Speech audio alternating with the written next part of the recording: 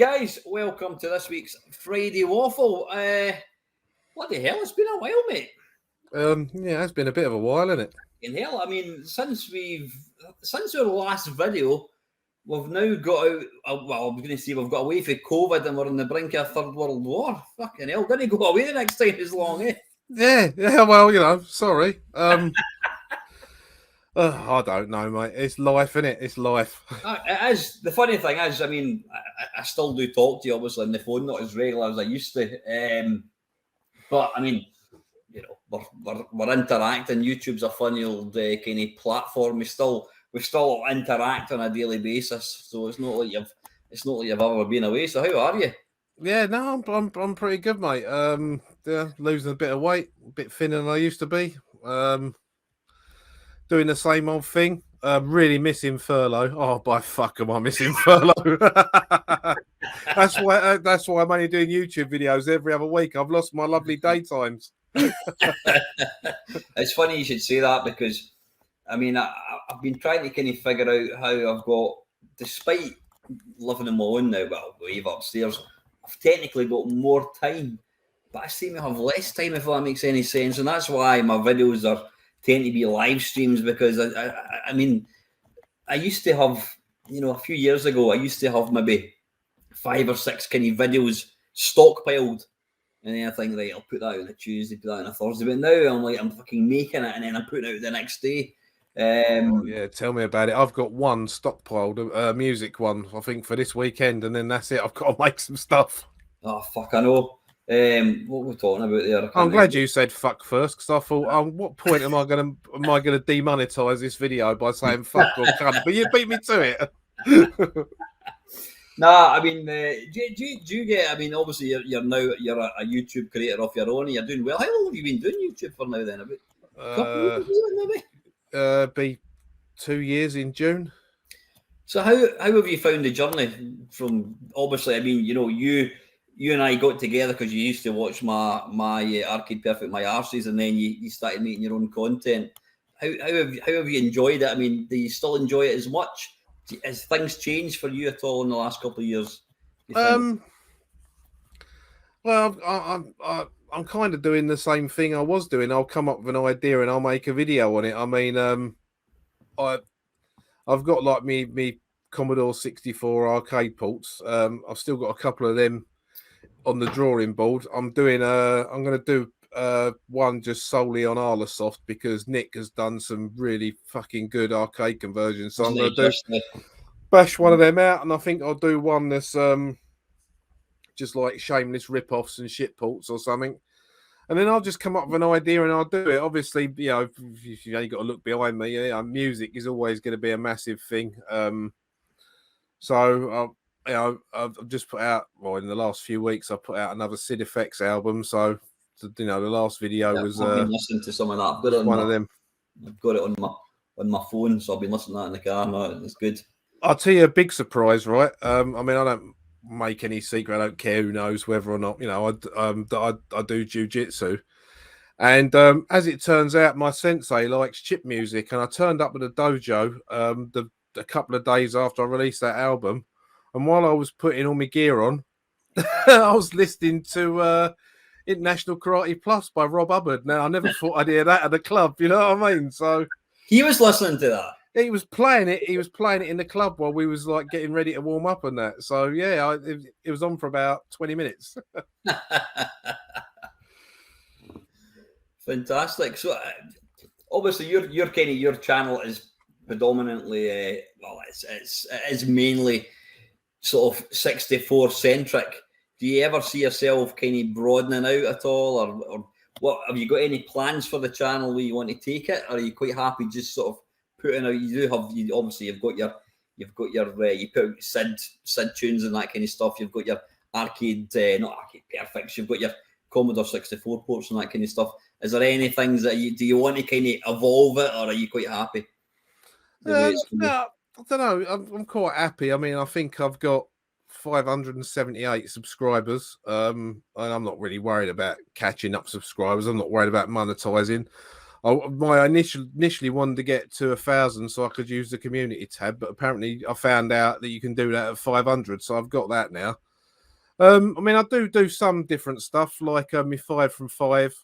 I like touching on it. It's really the main thing on my channel. Really is going to be arcade, Commodore 64, and a little bit of Amiga, because I haven't got nostalgia for the Amiga that I had for the 64, even though I've still got 2 of the bloody things. Yeah, it just depends what an idea takes me. I mean, I've got one that I'm going to start working on. Instead of 5 from 5, it's going to be 5 for nothing. And that's I'm not going to say what they are, but that's going to be 5 modern games that are free, that are made to look like retro games. So like, there's a couple of them that look like 80s arcade games, but they were made in like the last 10 years and they're free to download, so I can put the links up and that, but I'll keep that stum for now. But that should be an interesting one, because I'm shit at playing games. I just like doing it. Although I can get to level 2. I just thought I'd put that in for Delboy. There was one game, I can't remember what it was, that you were playing, and I did one video, and I got on much better than you. I can't remember what it was. I can't remember. It was like for a couple of weeks. No, it was a couple of months ago, possibly. Can't remember. Yeah, it's probably the one I did shit on purpose, because I knew you'd make a video so you could feel good. Yeah, I mean, obviously, our mutual friend Delboy's just kind of started his own channel, and it's.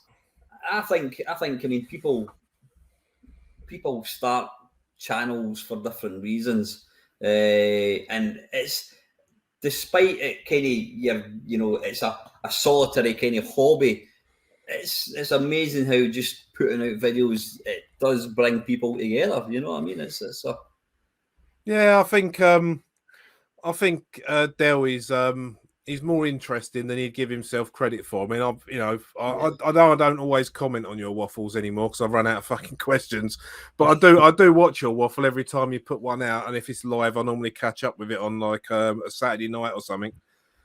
But yeah, I've watched Del's videos, and yeah, he's a lot more interesting than I think he'd give himself credit for, and he comes across well. He knows what he's got to say.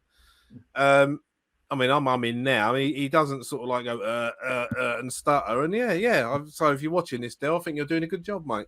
No, I've said that to him as well, actually. Though I tend to get one on my channel just so we can see what the latest films are. Or if the football's on, I'll invite him on to a waffle. Have you noticed in these last couple of videos the screen's been off? Because I told him to be careful. Because some broadcasters might get the up, mate, if you keep having like new films up in the background. So what was I going to say to you? You touched on Amiga. Did you actually ever own an Amiga back in the day? I had an A500, and I've got 2 A1200s in the garage. You've got 2 of them. Have you still got your A5 1200? Sorry, A500. No, that some what was it? I had the A500 with a great big GVP hard drive that was the same size as the Amiga that went on the side. Oh, I remember. Aye, that's right. I remember. I clipped on the side. And I bought an A1200 off a friend because he'd moved on to the PC and I wasn't quite done with the Amiga. I got a decent price on it, and I can't remember now. I think I actually gave my Amiga. There's a chance I gave it to my brother-in-law, my other half's brother. And I'm sure he said there's a computer up in their loft that's that sort of shape. You just can't get to it at the moment. So that might be my A500 up there. I don't know. I don't remember having more than one A500. But yeah, no, the A1200s, one of them is my one that I bought off my mate. And the other one, I ain't got a fucking clue where it came from. Before we moved to here and I cleared my loft out, they both got hard drives. One's got a 3.5-inch one. I'd cut a slot in the case so it sits outside of it, so I could put bigger drives in it. And the other one had an internal 2.5-inch drive, and I don't remember having 2 Amigas. And I booted it up, and it still worked. And I looked at all the stuff on the hard drive, and you know what? I ain't got a fucking clue. I have not got a clue where the second one come from. Obviously, I didn't nick it or anything, you know. But I must have swapped it for something somewhere along the line. Fuck knows what. If anybody's watching this and you gave Chris Aloni his 1200, just message him and he'll give it back. Yeah, will he fuck? You seen the price of them things? Then they're going for like bleeding 400 quid, aren't they? It's nuts. I mean, the price of like retro stuff is just fucking crazy. It's, you know, why do you think? Why do you think prices have gone so haywire? Do you think it's just because? Well, I don't know. I don't know. Why do you think it has gone? Probably because of wankers like us making retro videos. You know, when you've got like somebody like the big American channels like Metal Jesus. Don't get me wrong, I like his channel. You know, he comes across as a nice bloke. But you know, a lot of their Nintendo stuff, and what's the other American one I watch? The Game Chasers. You know, a lot of their Nintendo stuff, because they've made these big shows of it and they've got a huge following. And they're saying, "Oh, this is a really rare game. You know, this one's really rare. This one's really." So of course, people think, "Well, that's rare. I can stick an extra 0 on that." Mm-hmm. And it's on vogue still at the moment. You know, when like I've told you about my mate that's got about 300 Commodore 64s, he was buying them when people were like practically giving them away at car boot sales, and like when they was like £2 each on eBay, and he bought a load of them for spares because he repairs them. And yeah, retro's kind of come on, you know, into fashion, isn't it? So people are buying them, and if the demand's there, the prices are going to go up. And, you know, occasionally you can be lucky like me and pick up a couple for 25 quid, or 26 quid, I should say. But that's jammy. Fucking, you paid 26. You're done, mate. 25, you're a bargain, but 26, you were ripped off. that was 2 64Cs that both worked. I'll make you sick about, when would it be? When I moved house in 2007, we were going through the loft and all that, and I put a Commodore 64 in the bucket. I actually remember, I can still actually remember physically putting it in the bucket where it was, and it was because it just had a black screen. I thought, fucking into the bin, you know, not realising. I mean, the SID chips are SID chips finite? They don't make. Is it possible for somebody to like reverse engineer a SID chip? It'd be difficult because the SID chip's part analog. So I don't understand that. What do you mean analog? An analog to me is like blowing through a recorder.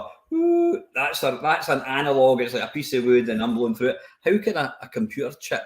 Well, I don't understand it. And right, let me let's just wind it back. I'll do you the big print version with crayons. All right. If you look in terms of analog in computers, a tape or a floppy disk is analog because it's magnetic media, whereas digital media is stuff like CD, this red, you know, whereas tapes make sounds, discs make light, you know, it's the light that's recorded. Right. So it's I mean, that's real layman. So I'm sure someone's going to go to comment and say that's not how it works. I know that's not how it works. I'm just talking to me though, so keep it keep it fucking simple. Yeah. So the filter part of the SID chip is it's really small, obviously, but it's analog. It's not a digital process. It's done. I don't fucking know how it's done. How, you know? I just know that it's part analog. You know, if I knew questions like that, I wouldn't be working in a fucking factory on minimum wage. You know what I mean? See, to me, analog means. I mean, I could understand if somebody said the Spectrum buzzer is analog. I was like, oh, of course it's analog, because if you put your finger on it, you can feel it going. Brrr. It's like physical. I don't really. I'm sure Mr. Arlisoft himself, Holly, whatever. There's plenty. Even Mr. Colin Jones, he's quite clued up. I'm sure somebody will be able to tell us what makes the SID chip analog. I just don't. I never understand it when people. See, for me, in music, records, valve-driven amplifiers from like the 50s or the 40s, 50s, and 60s are analog. As soon as the microchip come in, to me that's digital. But some chips are part digital, part analog. Like take Space Invaders, for example. Space Invaders, as far as I know, all the graphics are done digitally with chips. All the sounds are done analog with recordings of sound. Something along those lines, anyway. I'm still no further clued up, but anyway, I'm sure somebody will be able to tell us. Yeah. I sort of know, but I can't put it into English, if you know what I mean. Just talking about Sid stuff, I read in Discord this morning that somebody, was it Tron, a guy had passed away. Yeah, Erwin Beekfeld. Didn't actually know that guy, but I know of him. He was someone who was in the 80s demo scene, so he didn't really do much in the way of games music. But he kind of stuck with the scene, and there's if you must have heard of Slay Radio. Yeah. I used to kind of tune into that back in the good old days of dial-up modems and that shit. Well, Ken, or Slagon, the guy that runs it with his missus, he put a picture up of Erwin Beekfeld taking a picture of him while he was taking a picture of him, and he went on to become a photographer. So a lot of the they still have the big scene meetups in like Germany and Holland and that. He was normally there taking photographs, so he's like a well-known chap. I mean, I found out he'd passed away because Marcus Klein, Hellman, put it up on his Facebook. And when I went onto Erwin's page and had a look, it turns out, I don't know, September, October time last year, he basically put a picture up of his lungs and was going on that he's got incurable cancer. But, don't worry about it. I'm fine with it. And it's like, when you read his post, it's like, Jesus Christ, I'd be in bits if I'd have had that news. But he was like, yeah, whatever. So... Yeah. Still don't make it easier for his friends, though. Looking sad. How old was he? Do we know? I don't know. It would have been probably, I would imagine, somewhere between mine and your age, young and old. I don't, mate. I've joined the half century club now, and I so I've got to shut up about that. I thought you were a bit older, actually, but no. 1972, mate. What can I say? Getting back to the Amiga, then you're obviously aware of the Amiga Mini. I mean, I think that's a thing that they've brought out all these mini systems, and I mean, let's be honest. I'm going to annoy people.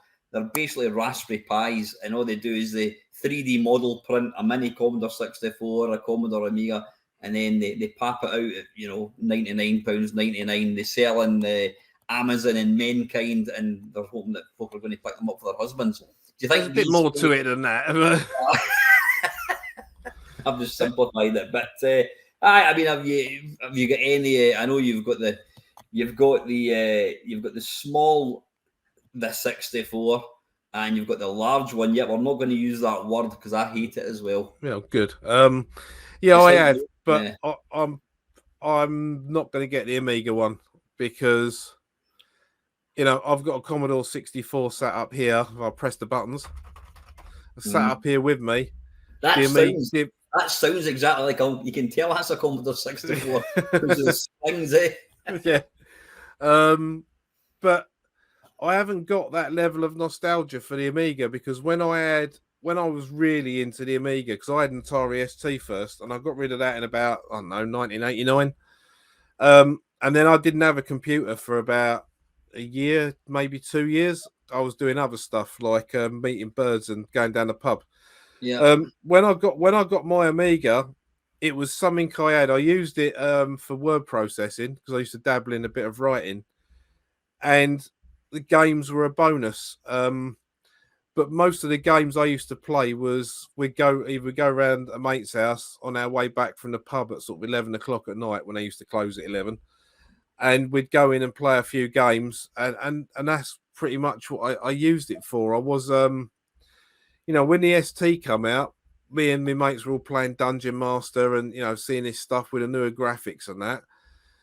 But the Amiga was it was more of a, I got it. It was a toss up whether I got an A500 or a Sega Mega Drive, and I got the Amiga because I wanted to be able to do word processing and other stuff in it, not just play games. I mean, all right, yeah, I've got a fucking ton of discs and games in the garage that I've picked up over the years. But yeah, even the sound on it, it just doesn't doesn't appeal to me as much as the 64 does. Yeah. It's just one of them things, I suppose. So, yeah, I've from, you know, I know there's a lot of bad blood between some of the retro scene and Paul that runs Retro Games Limited, but you know, he's as far as I'm concerned, he's a stand-up guy. You know, my the C64 broke, just there was a black screen, nothing, just a power light come on and do nothing. And I reached out to him and said, look, Paul, this is what's happened. Is there anything you can do to help? And he said he joined me into a messenger chat with all the developers and designers of the machine. And I spoke to them and told them what was wrong. And the upshot was I sent the board back. I was told to keep the case and keyboard and joystick as a spare. And they sent me a brand new in the box straight from them, the C64. And the one I got originally that broke was serial number 2000 something. And the one they sent me as a replacement was number, I think it's 634. So it's below 1,000. So it's a nice low serial number for the future when they're worth money. But yeah, but then I don't. It's only been recently when you know when you was here and we was sat in my front room playing on the Commodore. Mm-hmm. Well, I do that with a Mini, and I'll have a mate come round, and he's been frustrated by Barnsley Badger on the Commodore 64, and every time we play it, I manage to get more coins than him. He's like, "Oh, I'm gonna beat it." So I've been playing on the Mini a bit lately, but. Is that worth playing then? But I think that came out in the latest update, didn't it? I think it was a free. Yeah, it's a fairly modern game. Do you like? If take the music aside, do you like Monty on the Run as a game? No, I do actually. Aye. Well, then you'll probably like Barnsley Badger. It's of that ilk. It's got the high res graphics. I don't know why people call them Spectrum graphics, because I think, as far as I know, the 64 could do a higher resolution slightly than the Spectrum. Yeah, you can correct me on that as well. I don't give a fuck. But yeah, it's a Monty on the Run type game, but it's a badger called Barnsley instead of a mole called Monty. But it's that type of game, you know. I think it's got, I can't remember if it's 128 or 256 like screens, but it is like that, you know, jump over things, collect things, avoid things. Because I bought that. I mean, the one I've made no bones about it. I think these little, you know, mini systems, especially the full size Commodore 64, it's great because I mean, I've got a bread bin in the cupboard. I've got a 64C with the ultimate cartridge. In fact, I was playing that a couple of nights ago. But you know, it's just fantastic. I've got it underneath my TV, my 52-inch TV. I've got my C6. I've got my Xbox Series X there, and I've got my C64 sitting next to it. And just being able to plug a Commodore, and as far as I'm concerned, that is a real Commodore 64. Being able to plug it in an HDMI, boom, wireless gamepad. I got the same one as you recommended. Fantastic, you know, it's brilliant. It's brilliant. Yeah. I mean, my full size one is up there on a shelf in a box because I just use the Mini downstairs. If I want to use a keyboard in my little footstool that lifts up in the front room, I've got an actual Commodore 64 case and keyboard in there with one of them keyrail things in it, and it's a USB keyboard, so I plug that in. It's like I'm using a Commodore 64. And the Mini takes up less space under the telly than the full size one, but you know, it's not like I've put it away and I forgot about it, because that one's got a VIC-20 built into it as well. But yeah, I mean, there's more than just 3D printing the cases. I mean, I don't know if you've ever seen their production stuff. They've got a YouTube channel. You know, it's made in China, but it's like a full-on molded thing. It's not just 3D printed; it's full-on molded. All the keycaps, even though they don't work, they're all laser etched, and that is, you know, they've done it properly. But yeah, it is. It's a small ARM based PC, mini PC, and it's made to do a job. But see, for people like me and you, and a lot of the viewers of your channel, it's not really made for us. You know, this is made for someone that used to have an Amiga and will see an advert or see it pop up on Facebook or, you know, or on Twitter or wherever they see it. And they're going to be like, oh, I had an A500. I used to love playing Worms on that. Yeah. Oh, Worms is on it. There's 25 games. Worms is one of them. Oh, I can load my own ones as well. And then, that's what it's for. It's for a nostalgia kick for people like that. Or, like you say, if you just want the ease of playing Amiga games like you can with a C64 Mini and that, it's what it's for. Well, this is the thing. I mean, I've still got, I've been I've not sold very much. I was going to get rid of a lot of stuff, but I've kind of not done it. Because I don't really, I've got nothing I'm really wanting to buy, so I'm just going to hang on to it. Because at the end of the day, everything that we've got, it is only going to appreciate. So, hanging on to it, why not? Well, I spent 200 quid on retro today. What was that? You remember I was going to save up and get a Mega 65? Yeah. Which is it's not just the Commodore 64 emulator. It's a full-on computer. But when they went for 700 quid, I thought, well, I'm not paying that much for one because it's not going to get enough use. If I didn't have any other computers, it'd be ideal. So I ordered in September. I pre-ordered a C64 Ultimate Elite, which does what your little cartridge does, but it's a complete mini motherboard. And I ordered it in September, and I've got the money for it. I saved it up years ago. And I went on there. I thought, I had a look on there. I wonder how my order's doing. I wonder if there'll be any notes on it. I went on there this morning, and it said payment failed. And I thought, well, they didn't send me an email saying they wanted paying. When was that? And it said 9th of March. And I thought, well, the order hasn't been cancelled. So I thought, well, we'll do retry payment. So I retried it, went to PayPal, went through, 200 quid later.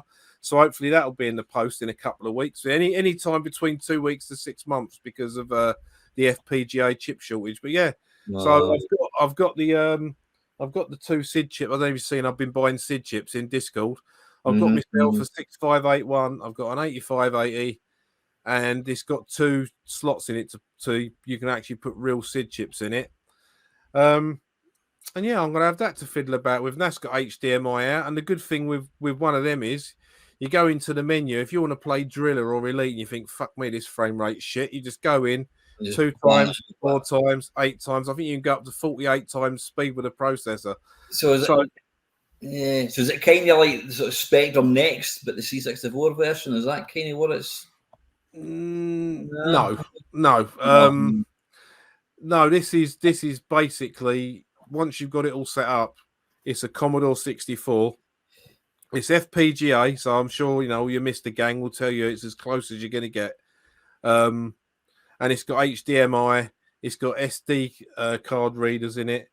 It's basically a motherboard, but also built into it is everything that's in your Ultimate 2 cartridge. So it will load tapes, it will load discs. So I don't know if that's going to replace the SID FX machine, because I've got a sound out of that I really like, but it probably means I'm going to have a bit of a jigger around in here and have another Commodore 64. Well, maybe here next to the amplifier or something. I don't fucking know, mate, because I'm not in my front room anymore. I've moved upstairs from when you was here. So yeah. I'm in the box room now. I've got 3 screens set up. I play Elite up here. Instead of my crappy old graphics card, I've got a 1060 up here now, so it plays Elite a bit quicker. Yeah, that's going to be interesting. So yeah, I wasn't expecting to spend 200 quid on a Commodore 64 in 2022, but there it is. You know what? If you're going to use it, mate, then why not? Why not? Yeah, it will get used, but because it's got HDMI on it, if I want to take it downstairs and plug it into the big telly, all I've got to do is unplug the Mini and just plug that in instead, and there you go. Aye, you're not any funny about with cables, just unplug it and swap it over. Yeah. Just for you talking about HDMI, I don't know if you caught the video when I bought, what the fuck was it I bought? It's when I was buying one of the little kind of LCD or LED, what was that? What was it? Vacuum fluorescent display or something? Astro Wars. I was buying one of them about a year ago, and the guy says he came out with it and he goes, "Oh, by the way, I've got this. Are you interested?" And it was Commodore Video Games, and that's what it's called. Basically a Pong machine. I went, "Oh, I'll take that." So me and Neil, we tried to play it a couple of weeks ago, unsuccessfully, I hasten to add. And I was fanning about with the polarity, and it stopped working. But one of the guys, a very kind gentleman called Mr. Andrew Clegg, he messaged me. He says, "Listen, send it to me, and I'll try and fix it." He says, "What I'll also do is, if I get it fixed, I'll change it from RF to composite, which I think is that the yellow, white, whatever it is." And I went, "Oh, that's really good of you." I says, "I don't suppose you can do an Atari 7800." He went, "I send that as well." An Atari 2600. What about a collect? He goes, "I fucking send a lot." So I sent him about 6 consoles last week, and he's in the process of kind of bringing them all up to speed so I can plug them into an RF. That Commodore one, is that the Commodore TV one? It looks like a Competition Pro joystick. No, I've got one of them as well. No, I know what you're talking. No, this was Commodore's Pong. It's got tennis. Yeah. I'm with you. I've got the. I remember. Yeah, you did show it in a video. Yeah. I think. Andrew said, he said it's actually a bit of collect. I mean, they don't go for a lot of money. And that's one thing. I did have the first thing I did was I got it. Was went on eBay to see how many thousands of pounds it was worth, but they don't go for very much, probably because they're utter shite. But he did say that. Pong now, isn't it? Yeah, exactly. So no, I'm looking forward to getting them back, and that's the thing. Even like, have you got many systems that like require SCART or? I think the only one I've got now that requires SCART is probably the Wii. That does. Is it composite? No, component. There's that many bloody different. That was it might do. I mean, I've got a SCART lead to connect to Commodore 64 to a telly, or I've got me Spectrum Plus 2 that's got a SCART lead I bought for it, and also bought a breakaway kit for my CPC 464. So instead of having to use the color monitor that's probably a bit venerable now, I've got a breakout kit so I can plug that in. But yeah, other than that, not really. I mean, my Commodore 64 here, is the one I use for recording. That's got a well, you've seen how good the picture is when you was here, but that's got an S-video lead I bought for it. And this Sony telly I've got's got an S-video. It's a flat screen telly, but it's got an S-video port on it for things like video cameras and that. But yeah, it works lovely for the 64. It's nice and bright, You can make it more colourful if you're one of them people that thinks it's washed out. It's good stuff. But yeah, no, SCART wise, I think the only other thing that I've got that's SCART or has got the red, yellow, and white lead on it, I don't know if we got rid of it when we were sorting out after the kids left home. I've got this little thing that looks like the ball that Luke Skywalker was training against in the Millennium Falcon in the original Star Wars, and it comes with a lightsaber, and you put it up in front of the telly, and you can control. You can go woo, woo, woo, with this little tiny lightsaber. Yeah, that's composite video, but that game's shit. But no, I'm looking forward to getting these consoles back, because these, like my ColecoVision, always. It's funny. It was one of these systems that I always wanted when I was a lad. I used to go down to the supermarket or Woolco, the big department store, and they had the Vectrex, and I didn't like everybody else. I don't think they knew what it was. I'm sure the Vectrex was actually, they had the record department, and then they had this little Vectrex. I don't know if you remember it. It was like a little kind of unit, and the Vectrex was inside. Did you ever see a Vectrex kind of in the wild as such? Vaguely, only in the shops. I've never played on one ever. But they had a video game department, but the Vectrex was like in with the records. I don't think they really knew what it was, and that's why 6 months later you could buy games for £1.50. All the games that you go on eBay now for £80, they'll all have a Woolworths £1.50 sticker on it. I'll tell you what, when you get your ColecoVision working, see if you can get yourself a copy of Hero, because graphically it's as good as the Commodore 64 version, but whereas they fucked up the sound on the C64, the ColecoVision one sounds almost as good as the Atari 2600. In fact, play it on the 2600 because I think Hero on the 2600 is the best version of the game. Was it? Which is why. Well, I mean, I did a video of my mate Sasamisa clocking it up to. He broke the score up to 9999999 or whatever it is, and then it just all goes to stars. But yeah, he absolutely caned it. I mean, it's an abridged video. Otherwise, would have been sitting there for an hour or two. But yeah. How he plays that is totally beyond me. It's madness. But yeah, Atari 2600 of that is probably my favourite version. Is it? Yeah. I'll need to look out for that. What was I going to say? So anyway, the ColecoVision, yeah, it was one of these systems that, you know, you went in, you had the Atari 2600, they had the Intellivision, then you had the ColecoVision, and the Coleco just looked like, it was like comparing, I don't know, the fucking Oric 1 with Amiga. The ColecoVision was arcade perfect. It really was, and it's, you know, it was stupidly expensive, and I always wanted one. And then when I eventually got one, I fucking played it once, and I think it's because you've got to fuck about with RF, and it's just too much bloody hassle. The modern TVs are not designed. I mean, I don't think you don't get. Do you get an RF signal on a modern TV now? Probably not. I don't know. I mean, I'm one of them people that I'll keep a telly until it breaks. I mean, my telly in the front room it's a 47-inch one, and it has got an RF aerial on it, and with all the HDMI ports and the PC port and the component and the composite and the sky. You know, it's got fucking tons of ports on the back of it.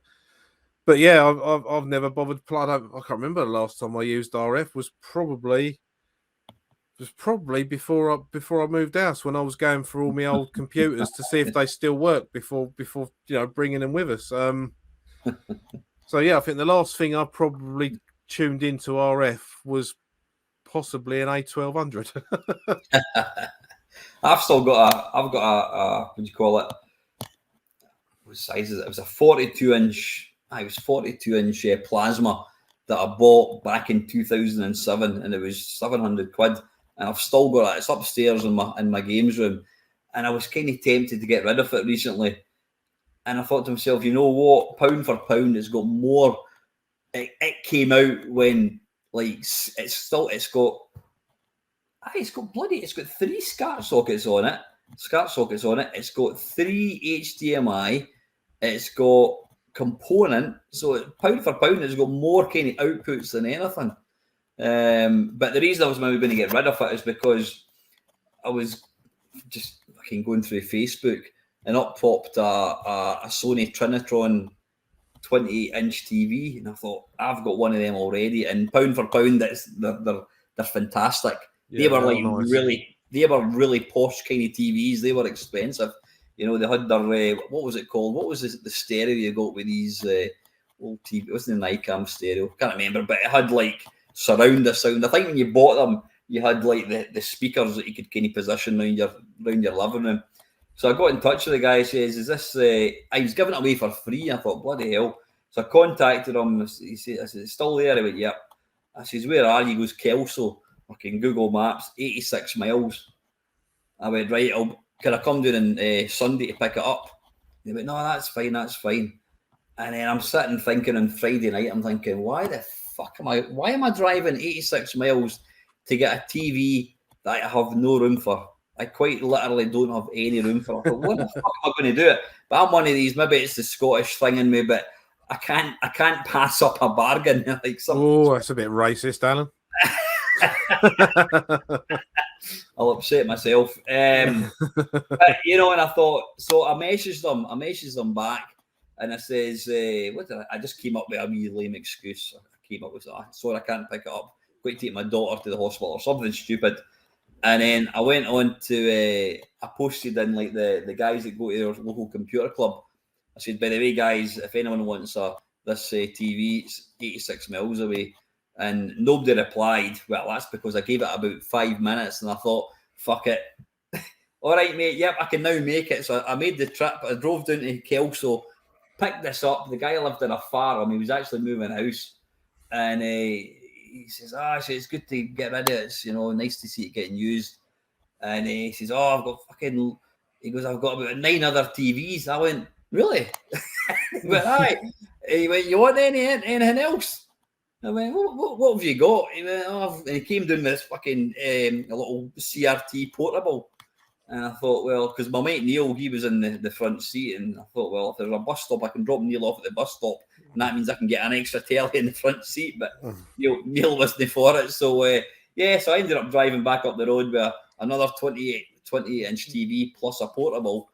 So I've got a cupboard just outside the kitchen, and it's rammed with cardboard boxes. For the simple Jesus reason, Christ. that's all I've got in it. It's cardboard boxes, and the reason I've got them all is because I thought, well, I'm going to be selling a lot of stuff, and you know yourself, you go to sell something, you think, what the fuck am I going to put it in? I've got nothing to put it in, so I've been hoarding all these bloody boxes. So I thought, right, I emptied all the boxes out into the garden. Neil and I managed to put the. So all I've done is I've driven a 190 mile round trip, and I've now put it in a cupboard. And it'll probably never get used, but I like to know the fact that I've got a spare TV. But even more impressively, I managed to get all the boxes back into the cupboards. Who the fuck do you think you are? Radio bloody Rentals. McCarumbelos. Funny you're talking about who would buy mini systems. What the fuck was I selling? What the hell was it? What was I getting ready recently? And I bought myself a new bed, and I bought it from the charity shop. So the guys came up to deliver it last week, and to go to my bedroom, you've got to walk past my Kenny Games room, and the guy's like, bloody hell, and he fucking put the bed down, and I went, fuck it, look at all this stuff. I used to have one of these Astro. Oh, I used to have that part. Is that the Commodore 64, mate? And see the astonishment on like people's faces. People like they've probably not seen these things for like the best part of 40 years, and it's brilliant, absolutely brilliant. He went, oh, this is fantastic. I went, never mind that, mate. Come and see my arcades. I took him into the kitchen and showed him the 3 arcades. He went, oh, this is awesome. And he took a photo. He's probably going to fucking break into the house next week. You're going to get turned over, mate. I'll send that to the wife. Fucking hell, but that's part of the reason I tend to hoard things. It's not because I'm greedy or it's for me. I don't know. There's something nice about if somebody comes to visit and they'll say, "Oh."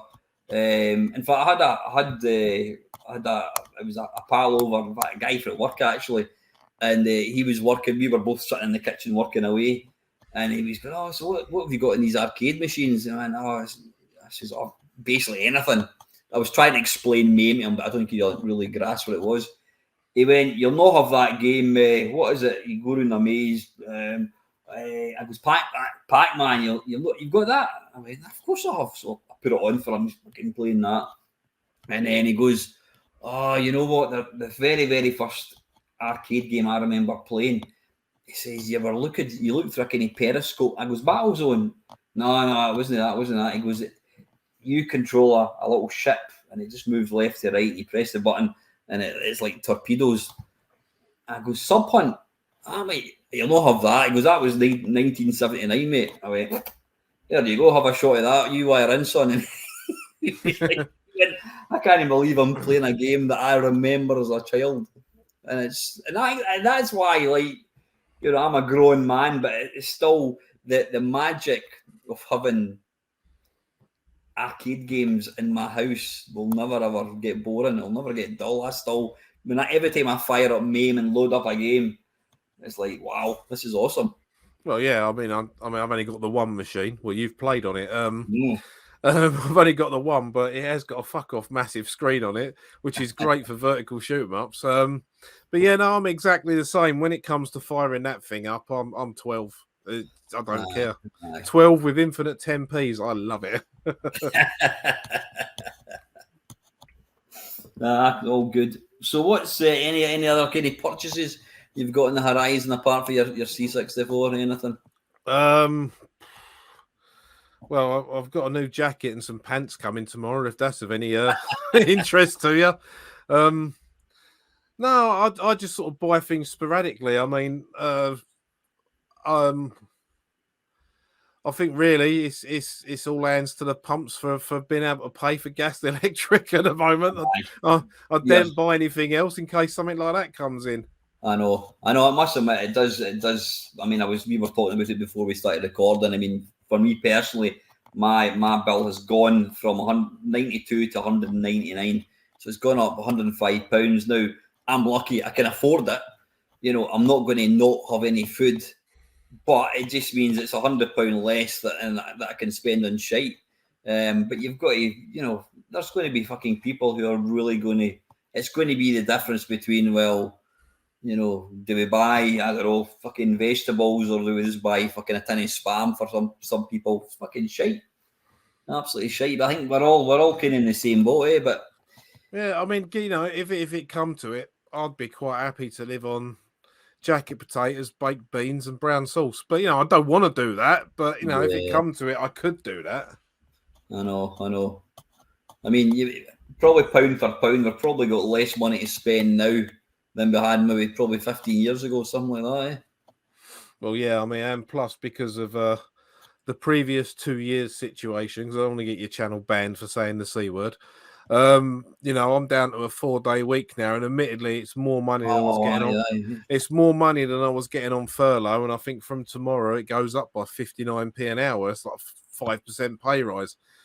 But that's great, but the cost of everything else is going up, and I can afford it. You know, I've normally got a few £100 a month that I can do what I want with, but I'm of a mind to keep it back now in case of any nasty surprises, because I like to be able to wear shorts and a t-shirt in the house. If I have a cold day, I just want to flip the heating on. I don't want to mess about. I have to put on jumpers and trousers and 2 pairs of socks and that. I like, you know, I mean, I'm indoors.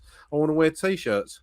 Yeah. So yeah, I haven't really got anything planned. I was just thinking, I've paid for that Commodore thing now. I've got my new jacket and pants coming.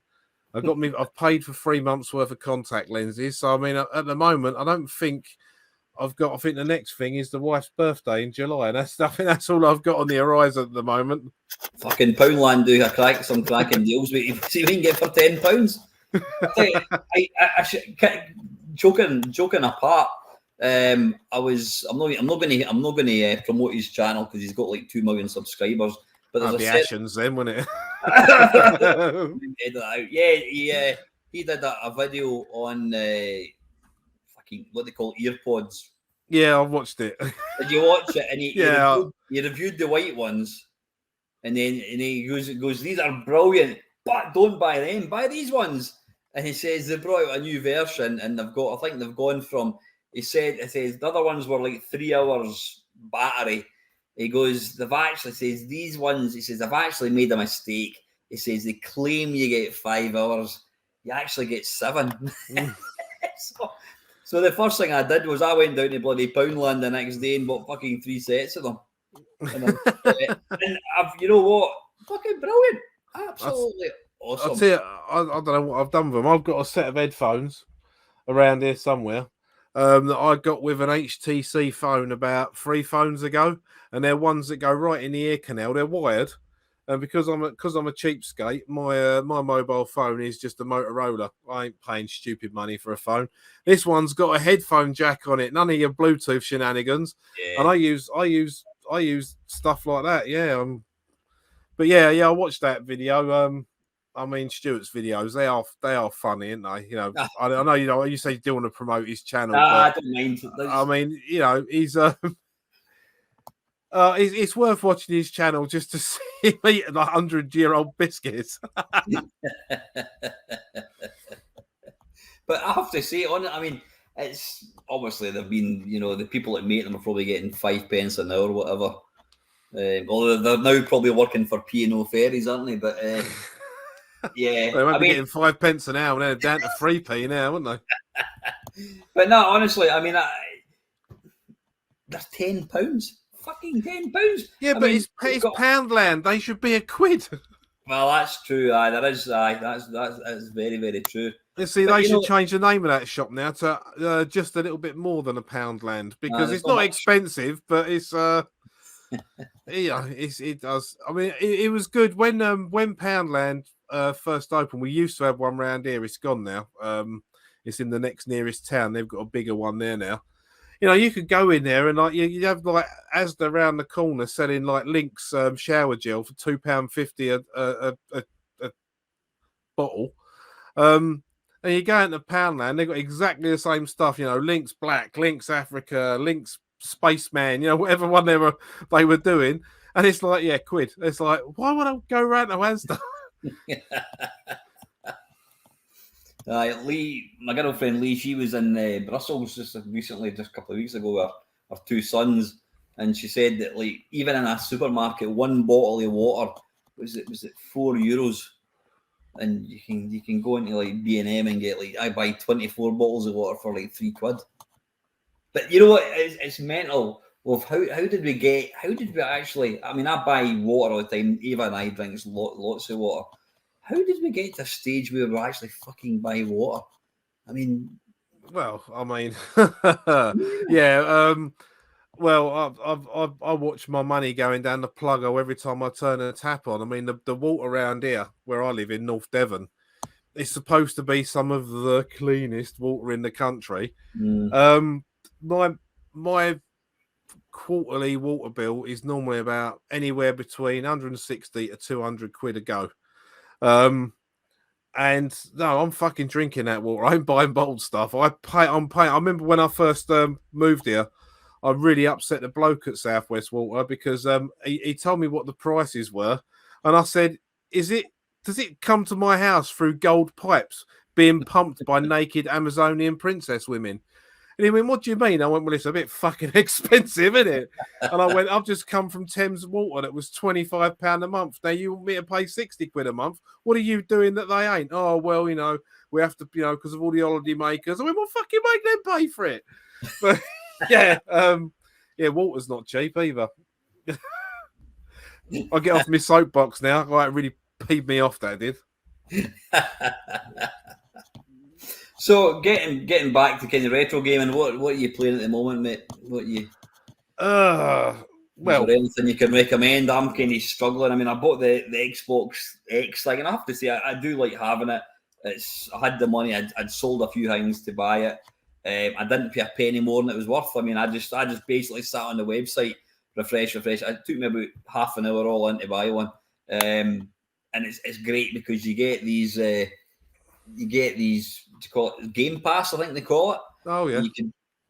I don't even know how Microsoft make their money. So you get the new Halo game, you can buy it for like 70 quid, or you can just download it and play it in Game Pass completely for free. Well, you're not playing it for free. I think it's $10.99 a month. Yeah, but you think you get 2 million people who pay $10.99 a month for Game Pass? That's 20 million quid, isn't it? I think the downside to it is they can remove it at any point. It's like a library, basically. You go in, you borrow it, and then at one point they'll say, right, you need to bring that back. But you know, it's a bit of a no-brainer. Sorry, I was asking you what games you're playing. What are you using at the moment? What are you playing? Well, I'm still having a weekend bash on Elite Dangerous because I'm not going to go on about because I know I don't want to upset 8-Bit Steve, but the thing about that game is because there's no story really, and you can make whatever game you want out of it. I like it. I can put it on and think, what am I going to do this time? Oh, I'll just go and do that, and I go and do it. So I play that still. You still playing with Laposa? I mean, I've been watching a couple of his videos, and what's amazing for me is you've got. I mean, I don't know how long that's been a thing. It's now like first person as well. You're running about, so it's that came out last May and was an absolute disaster. It's only been the last couple of months that it runs properly. When the one before Horizons, I could run that on my old GTX 950 card on Ultra with everything turned on maximum. I try and do that on Odyssey, and I get about 2 frames a second on that card. I still play Elite with Chris most weekends. What else have I been playing? Well, I've been playing a few arcade games because my mate Steve bought me a. He said he goes, me and his wife. He goes, we want to get you something for your birthday, and I was like, oh, I'm impossible to buy for. I don't know. And I said, well, I could do with a new Xbox controller. I said, if you can find me a wired Xbox controller that I can use on my PC, keep bringing one up and downstairs. I went, just that. And I meant, like, just give me a cheap Chinese thing. And he bought me this thing. What's it? I'm going to look at the box. It's called a Spectra Infinite or something. And it's a licensed Xbox One controller. It's wired. It's got a USB-C that plugs in, and you can plug. It's got like a 10-foot cable on it. It lights up. And I basically thought, right, well, I'll test this controller out. So Mega Drive, Streets of Rage 2. I just pissed through the first level. It's a lovely controller. I'm well made up with it. So I've been playing Streets of Rage 2. On the arcade machine, I've got, this is a bit of a look into my 5 for 3 video. I've been playing a game. I've been watching Jeff Sasamisa 1806 play a game called Final Fight LNS Ultra.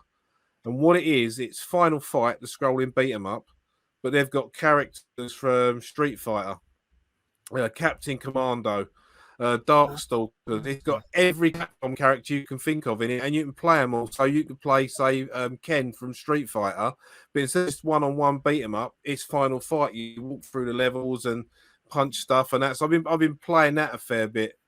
So is that like a kind of like a, you call it a hack or something? Is it presumably? No, yeah? it's just a homebrew. It's some Spanish guys made it, and it's fucking hard. Even me and Steve put it on. I put it on easy, like the baby face mode, with all the extra credits and that, and we still went for about 5 credits each to complete because we just continued. We was just trying to see. We just wanted to have a look and see what levels they'd put in from the different games, and yeah, it took about 45 minutes, and that was on it. And easy is not fucking easy on that. It's really hard. You know, as soon as you get swatted, you put it on. Jeff's been playing it on the hardest level, so like when you get to the end of like the first level of Final Fight, you got that bloke with a long head. It goes that jumps out the door. You get 2 of them to fight. And there is always 6 enemies on screen. It's really hard. You know, if anyone who watches this is into beat 'em ups, Final Fight LNS Ultra is a really good beat 'em up, and it will test you.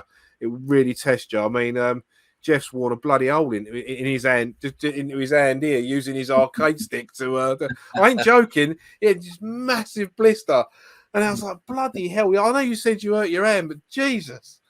So yeah, I've been playing that, and Jeff come round the other Friday, and he completed it with Boletta, who is also known as BB Riding Hood, I think, or something like that, from Darkstalkers, like a cutesy female character. But she's like looks like Red Riding, and he does a special move. She brings this flamethrower out of her basket. It's bonkers.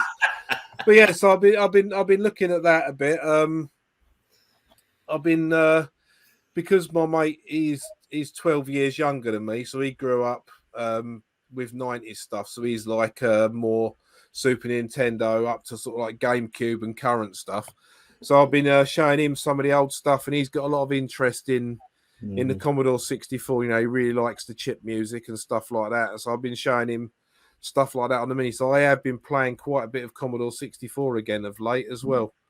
I was pretty much doing what we did when you was here, which is like sitting down together, playing Commodore 64. You know, pass the joystick. Yeah. It's not a play game. Exactly what we did. So, and you know how good that is. That's proper social gaming. It's funny that when I was down at Arcade Club, when was it, November? I think it was. There was a bunch of the guys from the sort of like the Watch the Channel, and we ended up playing. What was it? It was one of the Sega football games, Virtua Striker or something. I mean, technically it's a shit game, but you know what? Just actually playing side by side with somebody, bloody awesome. It really is. You just forget it's pure old school gaming again. Yeah, it is, and that's it. It's like having 2 of you up at the arcade cabinet. Yeah, both pick a side. I mean, like, well, I don't tend to play alongside Jeff because, I mean, you must have seen some of the videos I've put on my channel with him playing. I mean, trying to play alongside him, it's just a fucking joke. You know, he loses a pixel of energy, and I've already done like 3 credits. You know, it's unbelievable. So I tend to sit down and watch him playing because he doesn't do commentaries on his channel. He does them on mine. I just tend to sit and watch him, and he just tells me what he's doing and explains and talks about the games he's playing. It would make a good YouTube video, but it'd just be me aiming a camera over his shoulder, which wouldn't look as good. But yeah, so I've been watching some of that. Just trying to think what else I've been playing. I've managed to get hold of a GameCube controller to plug into my Wii. I've got a modded Wii that's got a hard drive on it with I think every GameCube game on it. So I've had a go of a few GameCube games because I really like Mario Kart Double Dash. I think that's apart from maybe the first one. Yeah, I think that's possibly the best game on. And there's quite a few games on the GameCube. I never had a GameCube. And you know, I mean, my first console was a PlayStation. I did PlayStation 1, 2, and 3. I didn't bother any like Xboxes or anything like that until someone gave me a broken 360. It just needed a new disc drive, so I got that sorted out. So I got one of them. So, but yeah, the GameCube completely passed me by because I didn't like the N64. I thought the Super Nintendo was superb. Yeah. Didn't like the N64 at all. Just something about the graphics just. I don't know, when you stood, even though it was like double the power of a PlayStation just looked better on the screen. Yeah, you're right. So I didn't bother with a GameCube either. So I've got a controller. I've been going through some of the GameCube games. So yeah, I've been having a bit of a console renaissance. Yeah, one game. I mean, I'm not a football fan at all, but is it Mario? It's a Mario football game. I can't remember what the fuck it's called. Mario All-Star. Brilliant. It's absolutely it's a hidden gem. I think I did a video with it actually. It's a great game. It's really playable. There's maybe like 3 or 4 players per side, but it's got the Nintendo kind of polish. It's just ridiculously playable. It's got all the stupid like power shots and that kind of stuff. But interesting, you're talking about the SNES. I was going through my coin ops a couple of weeks ago, just leafing through it. I thought I'll play some games because I mean I tend not to play many kind of old style games. It's only when I'm going a live stream or whatever and I play them. But going through it and I found one called Demon's Crest. Yeah, I watched the video. It's good. Aye, and you know what? It's the video that I've probably got the least number of views. I think I've got like 76 views. But one of them was me because I watched that video. So probably 5 of them are me because I watched it 5 times. But no, it's interesting how. I mean, your channel will be the same. My channel it's evident there's the people that watch my videos. They know what they want, and they don't. If I dare deviate from it, they're not interested. Yeah, I mean, I've got a few people that comment regularly.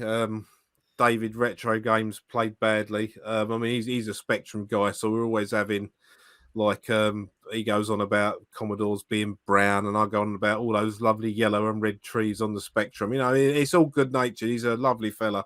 His channel's quite interesting. He's got one hell of a fucking game room. With, you know, he's been collecting all the Spectrum Hit Squad games. I think he only needs like 2 or 3 more, but they're the expensive ones now. You know, the rare ones, the ones that come out towards the end that hardly anyone bought. So there's not many copies out there. There's him. There's a couple of other guys. There's a guy called Denny that's started commenting on my channel. I was supposed to be appearing in a video on Bastich B 64K channel because I did. Yeah, he did a review.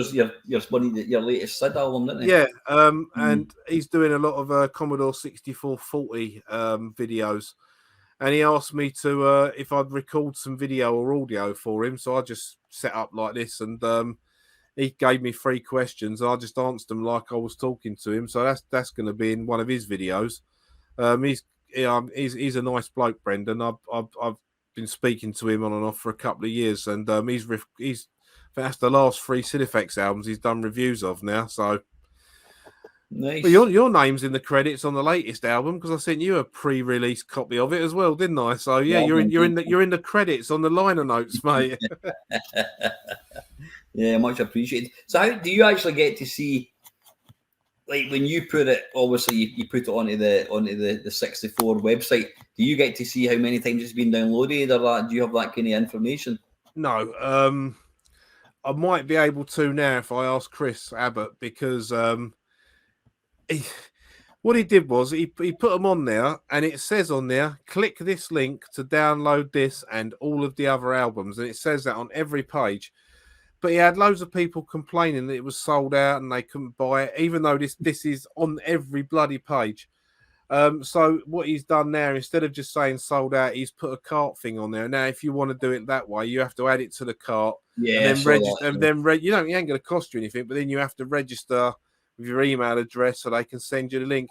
And it's there on every single page in plain English. Click here for the Sid Effects Google Drive, where all 6 albums sit. So if you think, oh, that looks good, you can download one. They're all on the same Google Drive page or in the same folder. So, so yeah, because they've been on Google Drive, you can't really see how much it's downloaded. But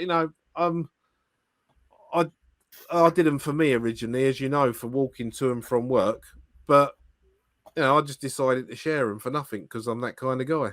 Do you think you'd ever get to a stage where you would maybe think about charging, and no, that'll ever happen? No, because all I'm doing, all right.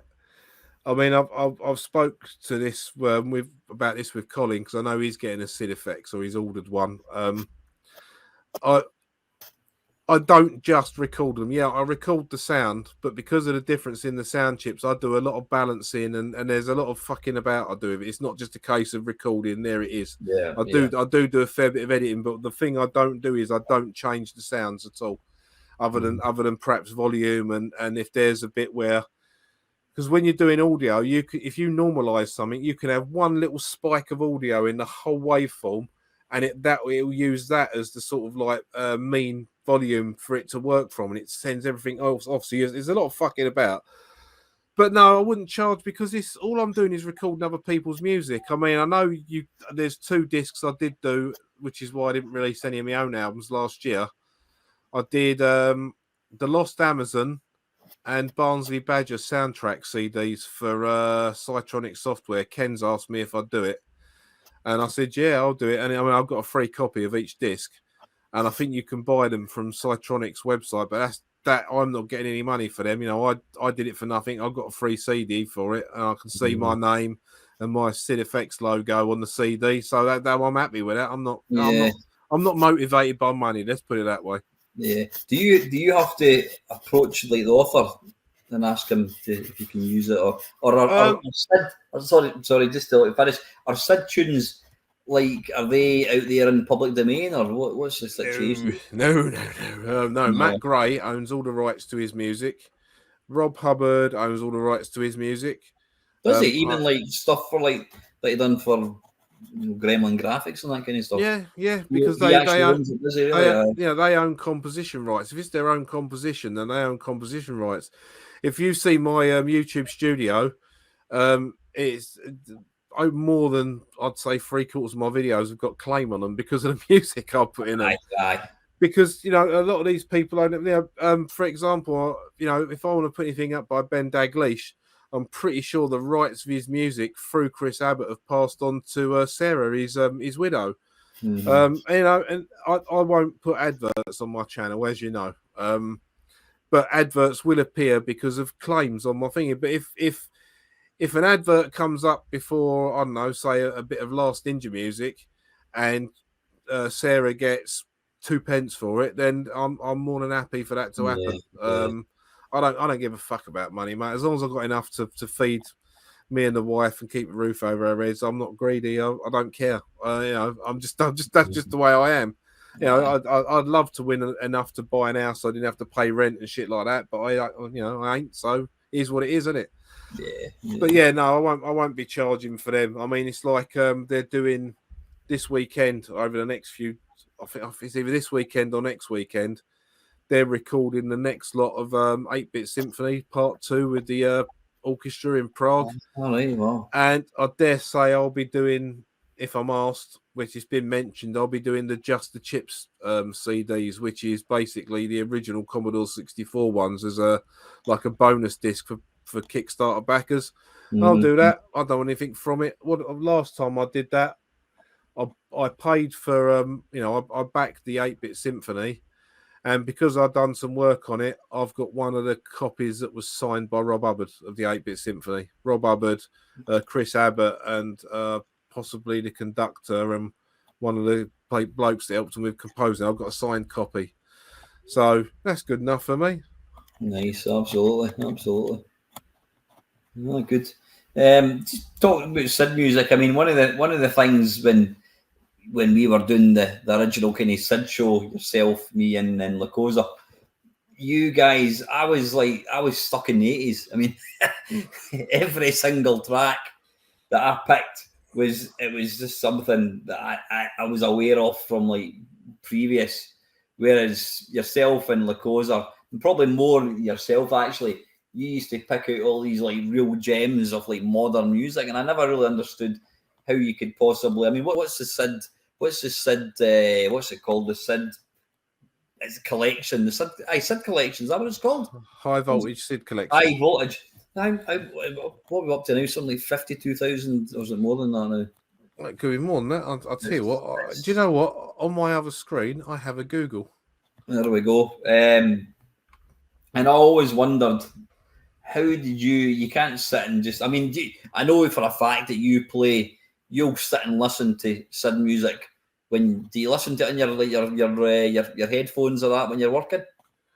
No, not really when I'm working. I mean, I've got a couple of tunes on our jukebox at work, our little iPod, but I mean, no, I mean, I tend to listen to metal more than anything else. But yeah, some days I'll sit down and I'll just fancy putting on a Sid tune, and I'll listen to that, and then especially if I'm using the Deep Sid website, I'll see something else pop up, and I'll be, oh, I wonder what that's all about. And because I'm friends with people, you know, Facebook friends with people like Jason Page and that, I get to see when they put new tunes out. You know, I belong to the Deep Sid Facebook page and the 65818580 page and stuff like that. So I see when a lot of these people put music out, and also my friend Max Hall does the Chip Sid show on Radio Free Matlock that's on Mixcloud.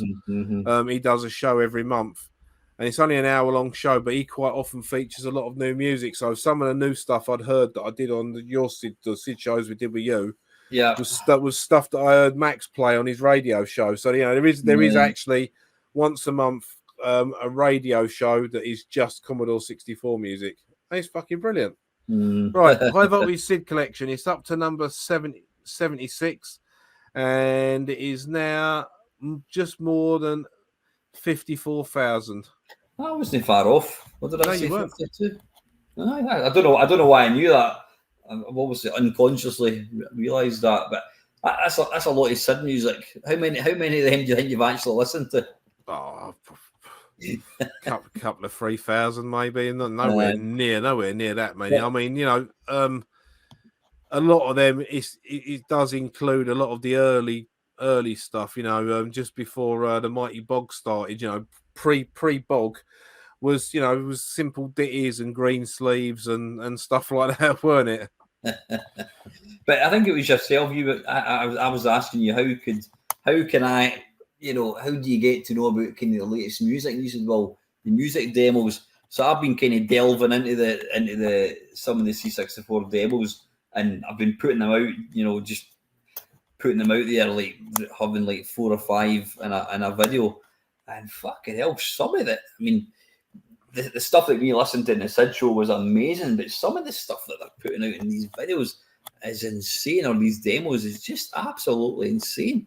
It really is mind blowing. It's just constantly pushing the boundaries, isn't it? Yeah, totally. I mean, you've got people doing like 4 times, pardon me, 4 times speed Sid tunes. So instead of like saying you have 4 beats a minute, you'll get 16 beats a minute. So you've got 4 times the space to put all your sounds in. And Jason Page is a master of it. And yeah, he's someone that really pushes the Sid. And his drums and that and his hi-hats sound real, but he's not using any samples. It's because just of the way he does it. It's mental the way they can do it. And they're constantly pushing it, as you say. I mean, some of the new stuff, It's like, you know, if you'd have heard that in 1984, it'd have blown your socks off. Yeah. Oh, it's actually it's mental to think when you look at. I mean, the thing is, probably I don't know what was the first.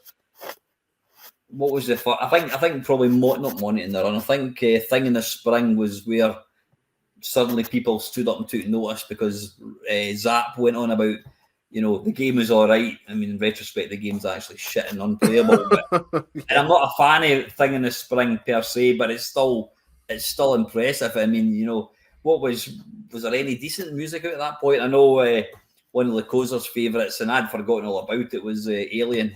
I can't remember the name of the guy that did that, but Paul Clancy did that. Yeah, that is. It's a basic tune, but this sounds bloody awesome. It absolutely suits the game perfectly, doesn't it? Yeah, that's also a piece of music that you need a real Sid chip to hear that tune. I mean,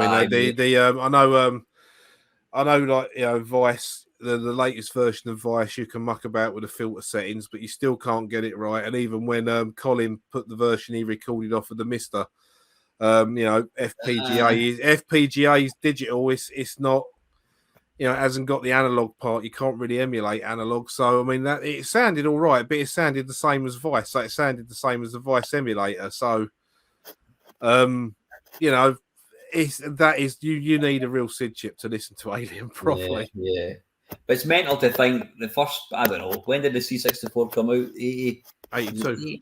Was it 82? Yeah. Thing in the Spring came out probably, I don't know, tail end of 84.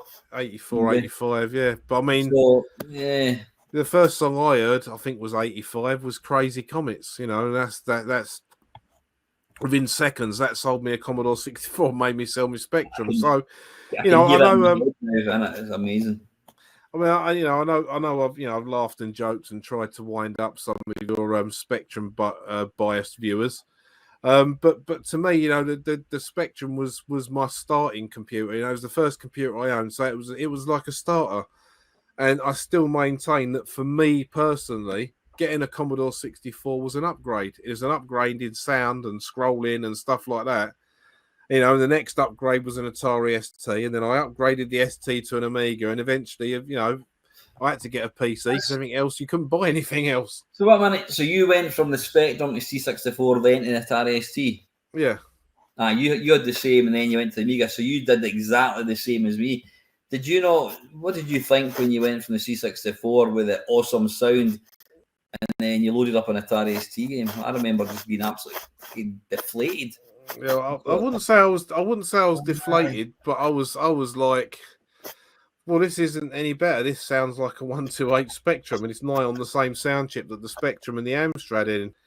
And then, I mean, then a couple of years later, when I heard the Amiga, I mean, I do like some Amiga music, but I prefer Amiga music emulated, and the reason being is you can change the stereo separation because the Amiga tend to play, you know, drums over here, synth over here, and then a bit more drum over here, a bit more something else like bass over here, and it was. Whereas when you use an emulator, you can turn that separation down and make it a bit more stereo. So I prefer Amiga sound emulated. But yeah, so yeah, I've got a little bit of nostalgia for some of the early Spectrum games like Death Chase and Wheelie and 3D Star Strike. But to me, it was kind of a bit of a toy. You know, it was my first computer. I got it when I was about 12. I got my Spectrum the year the Spectrum Plus come out, and they'd done away with the rubber keyboard. And I had that for a year and a half, a couple of years. And I heard Crazy Comets, and there's a video on my channel called "The Games That Sold Me the 64." Yeah, and there's 5 games on that my mate showed me in that one day, and I have sent him a copy of that video. He lives in Finland now, you know, it literally within minutes I was like, oh, I want to get one of them. And to me, it was an upgrade. So as much as that might piss Spectrum owners off, that's how it was for me. You know, I saw it as an upgrade. So yeah, I started with Spectrum. I've got a Spectrum again now anyway. But do you play it? Nah, I've got an emulator. What's it on? They're brilliant. See if you've got a wobbly table, mate, just lift it. Or see if you're carrying stuff in, you need the door jammed open. It's not that. I've got a grey 128 plus too. I fill the door up, wouldn't it? It's Amstrad size. It's a great big chunk of stuff. In fact, if you stood that up on this end, some chimpanzee would whack another chimpanzee of a bone, and then you get a space film. It's a monolith of a thing. But see, when you think again, when you think back to like early Commodore 64 games, I mean, the music was fucking dreadful. The only thing that was better than the Spectrum was, I mean, the Spectrum, it was a beeper, whereas the C64, it was coming at your TV and it was louder, but it was still shit. So at what point did Rob Hubbard think, wait a minute, it'd be like getting a piano and just going ding, ding, ding, ding, ding. Then suddenly some guy comes in and starts playing the entertainer. You're like, what the fuck? How do you manage that? Oh, you need to use two hands. Rob Hubbard just took it and went, woof. Then I think before Thing in a Spring, I mean, the one for me really was Wanting to Run. That was just like, even now, I still think that's the best Sid tune ever. But, I mean, you had the Martin Galway. Did he do the original Loading? Ocean Loaders, I think he did. Yeah, he did. No, wait a minute. I'm talking shite here. Yeah, he did do that.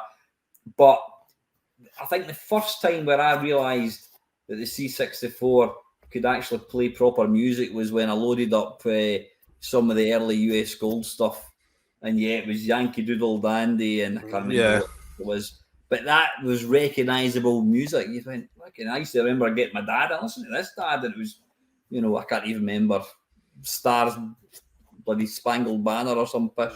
Yeah, just loads of American tunes. Yeah, I mean, I remember buying Sanxion when it come out because it was, it had a Rob Hubbard soundtrack, and I think me and my mate Dean, we loaded the game.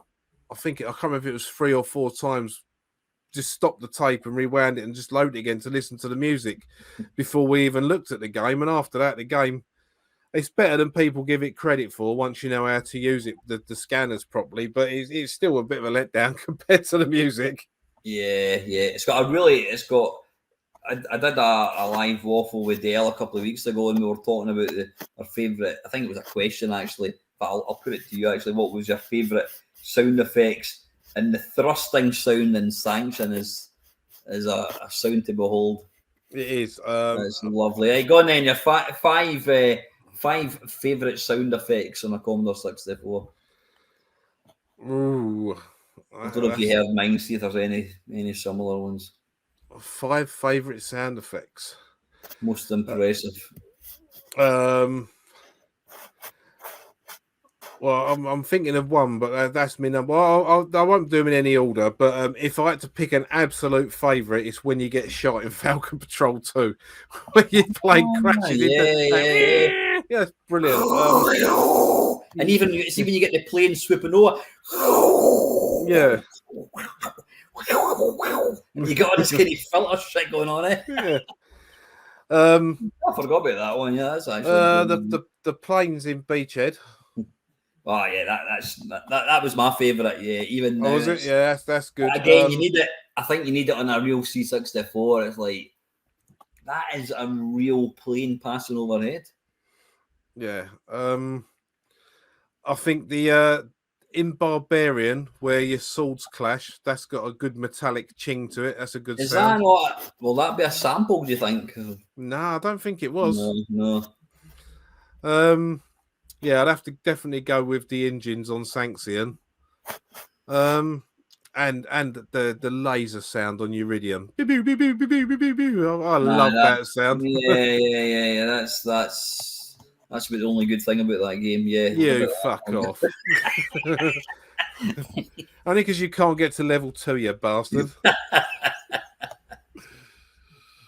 Yeah, that's 5. There you go. I managed 5. I didn't think I was going to be able to manage 5 when it was sprung on me like that. But yeah, definitely number 1 is when you get shot and the engine whine of your plane crashing to the floor. In Falcon Patrol 2, I always try and die at the top of the screen so it goes on for longer. It's funny because that I'd forgot about that one. The Beachhead planes. One of the ones that Dale had mentioned, I thought, yep, absolutely, is the thrusting sound in Raid Over Moscow in the hangar. and they all use the filters, so it's. Oh, I thought of another good one. Beachhead 2. Hey, don't shoot me. That actually annoyed me because it was completely out of context. Whereas the original, like, well, the is at level 1. Follow me, man. Medic, I'm hit. They were kind of army guys, whereas that wee stupid high pitched one. But I always thought it was a completely pointless level. That and the speed on Impossible Mission as well. Yeah, well, that was another one that we picked. Again, that's the only good thing about that. You really are an helmet. Do you like Impossible Mission? Is that? Yeah, I think it's a great platform game. Do you see Impossible Mission 3's being made by Trev Story and the guys at Icon 64? Oh, they've got the right shares. I've seen some screenshots. It's looking pretty tasty. So it's got to be better than Impossible Mission 2 anyway, because they were asking people what they wanted in it, and there was this list, and I don't know if it was Trev himself or it was on the it was done under the Icon 64 Facebook page, but it was like make it like the original. Don't make it like the original. Use the original robots. Use different robots. Give him a gun. Don't give him a gun. Use the original sprite. Make them for everything someone said they wanted. Someone else said do something different with it. So I just said just make it good. Don't let the fans of the game down.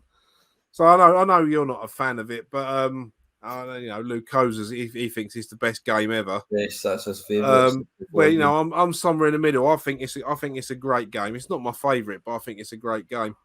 Because it gives you there's a bit of thinking to be done. It's not just collecting. Then you've got to position them and make the little picture up in the corner. So yeah, that should be good. Talking of kind of impressive games, you see my hat's still intact because I'm waiting on them to send me the final version. But Berserk. I mean, it started. It wasn't even a joke. It was, what were we talking about? We were talking about in Discord about. You said the best home version of Berserk was Horace and the Robots on the Spectrum, and Nick said, "I'm not having that. I'm going to make a better version of the original on the Commodore 64." And I remember talking to you when he put the first couple of screenshots up, you was like, "Fuck me!" I was going to say I'll do a stream in the nude. I'm glad I didn't say that. No, actually, I mean, I you know what, people. In fact, I did a video myself reviewing is it Berserk Redux, and I know you featured. You did a video about it as well, and I disagreed with virtually everything you said. It's a good game, but it's nothing like Berserk. It's nothing like the original. It doesn't look like the same. It kind of looks like the original. You know, it's a lower res than the robots look like the robots, and the man looks like the man. I mean, it's fairly close. The maze is all different and all that kind of stuff. So it's really not like the arcade one. And you know, when Steve Snake knocked out Horace and the Robots, even now I think that's incredible. It really, really is. And it is incredible. But Horace does not look like the man from Berserk. So by your own admission of what you said about Redux, it's not Berserk, is it? Because it's not got the little green man in it. It's got a Horace. So really, that's nothing like it either. But you know, Rory, if you swapped that with the wee guy, it would be perfect. And you know, within about 2 weeks, because I think I said, why it would be great to have a decent Berserk. And I'll give it a go. And fuck me, within about 6 days, he'd had a beat out, and I'm like, shit, I better get this hat in the slow cooker. I mean, Jesus. And it must be amazing to have that kind of talent just to kind of knock out something like that. Yeah, have you had a go of his version of Pac-Man? Yeah. I saw what John Studley's friend said about it. I mean, that's high praise. You know, there was a couple. It was like 3 things needed changing, and I think Nick's done all that now anyway. Yeah, the only difference is it scrolls up and down, but because it scrolls up and down, you're getting the proper screen ratio and all the graphics look right. He's an impressive lad, is young Nick. Yeah, of Arlosoft. So if there was three C64 games that get the Arlosoft application put on it, what would you pick? if you could get them updated. Oh, that's a chewy one, isn't it? God, bloody hell. Because he's done a lot of the ones I would pick already. I mean, he's done Galaxian and Gallagher. Have you seen? I can't remember. I think he might have shared a video of he did start Robotron. Yeah, I did see that as well. And I'm like, holy fuck! How can you move that many sprites all at once? I would love to see that get finished. Yeah, I'm hoping he does going to get it finished. I mean, if we mention it enough, he'd probably have to have a go, wouldn't he? We'll use reverse psychology. You've only given it up because you can't do it, and then he'll be like, "You bastards! I'll prove you wrong." I think Robotron's beyond them. If you've been perfectly honest, yeah. I'm trying to think because it's really on the 64. It's got to be old arcade games. I mean, like, there's quite a few that were good. Some of the early ones, like Dig Dug on the 64 is pretty good. I mean, it don't look brilliant. I'll tell you one. It plays the part. Yeah, what was that? What was I playing? I was playing on I was just loading on the C64 the other day there. It was what the fuck was it? It was Donkey Kong by Nintendo, and it's like stretched, but through the wonders of emulation, you just go, and suddenly it looks perfect. You just draw it in, and you've got this perfect Donkey Kong. Yeah, well, I mean, I like the recent version of Donkey Kong they did. I know, some of the colours are a bit off, but it does play really well. I mean, I'm not the biggest fan of Donkey Kong, the game itself, but it's a good version. I like the fact that it's got the music on it. Yeah, the kind of cutscenes and that as well. And it's, the music at the start is the music, I think, from Donkey Kong Country on the SNES, but like a cover version on the 64. Right. But I didn't know what that was to start with because I didn't really ever play that game. But I know there's a YouTube channel of a guy that fixes old computers called Adrian's Digital Basement. And when he fixes a SID chip on a Commodore 64, he has an 8-bit dance party. And although it's slightly faster because he's in America, so it's NTSC, he plays that. He loads up the new Donkey Kong when you got the picture of Donkey Kong on the barrel, and it plays that intro music. He does that and he dances with his hands. Camera. He's a wally, but he's if you like watching stuff along the lines of Chris Gadget UK. It's that sort of channel. He fixes old computers and stuff like that. So I'm just trying to think of what you could do other stuff. I mean, I'll try and think as well. I mean, Gyrus was pretty good on the 64. I mean, I suppose it could do with a modern makeover. There's never been a really good Space Invaders, I don't think, that I'm aware of. Space Invaders wasn't a game that really... I always think was it because Space Invaders was like old hat, but then there again, why was there so many Pac-Mans? But I'll give you just a quick laugh. The other night there, I was thinking, I was going through all my playlists of things that I'd never done for a while, and I did one Attack of the Clones. I basically featured every scramble game for the 64. Yeah, I remember. The reason I always go for the 64 is because, apart from it being the best 8-bit home computer, bar none, it's the one that I can actually go, there was that verse and there was that. I don't have that affinity to the Spectrum. I would have to actually kind of Google things. God forbid you do some research. Like read the instructions, bollocks to that, fuck it. No. So I've done Scramble, I've done Donkey Kong, and I thought, I've not done Pac-Man. So in Game Base, you can go to genre, and there's a one of the genres is Maze Dash Pac-Man. So I filtered on Maze Dash Pac-Man, and have a guess how many Pac-Man clones there are. All right, some of them, to call it a clone of Pac-Man's maybe stretching it a bit. It's you're running about in a maze and you're kind of avoiding things. So have a guess. Well, let's narrow it down a bit to give me a chance. There's a lot of numbers in the world. Is it 3 figures?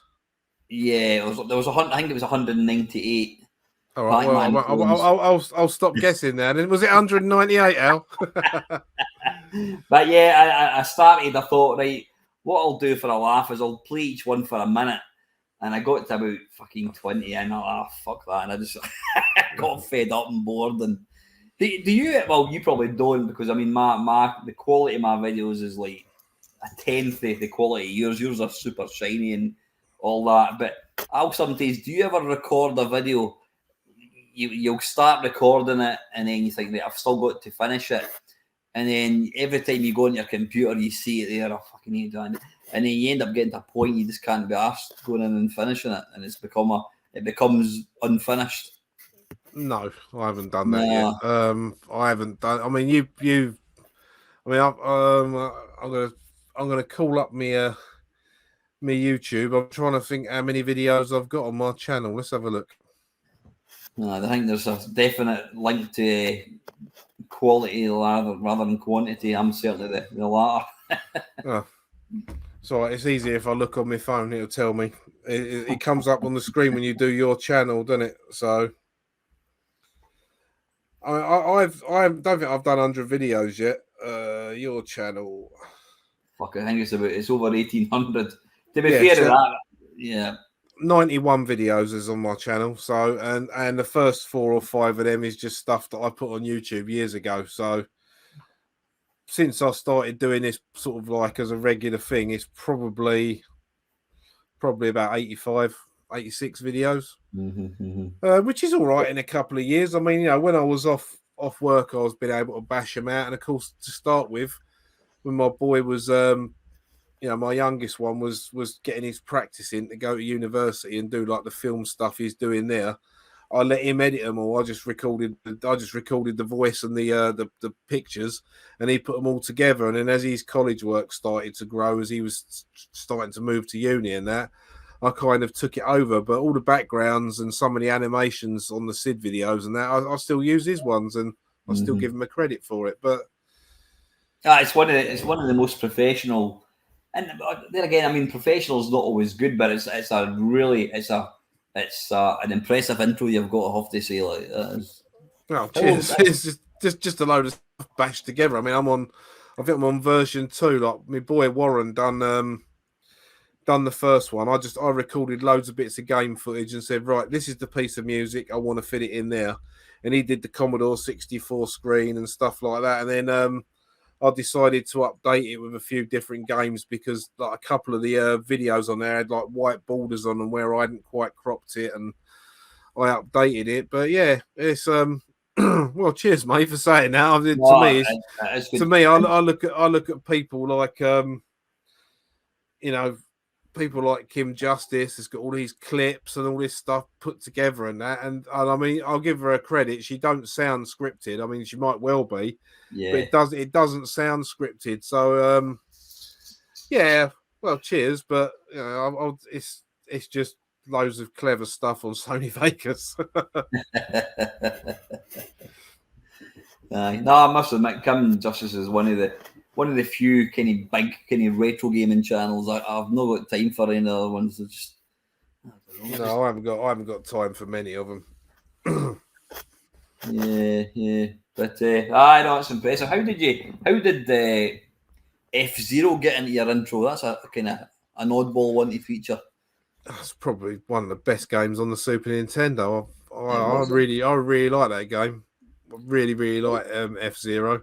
I think it got a remake for the N64, didn't it? I think, and then and the GameCube, and I think they're still making it now. It's one of those series that just keeps going. I think, Sure?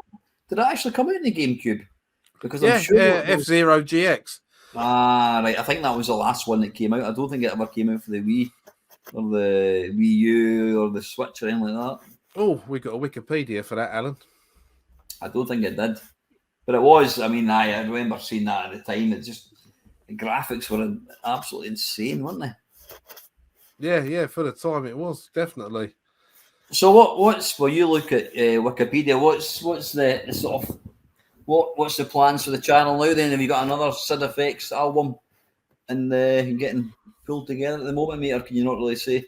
Yeah, I've still got one that Jaron Tell's working on, which is called Telethon, which is like all of his stuff. I want to do one called, I don't know what I'm going to call it, but it's going to be all stuff from the 2000s, like year 2000 onwards. like loads of newer stuff.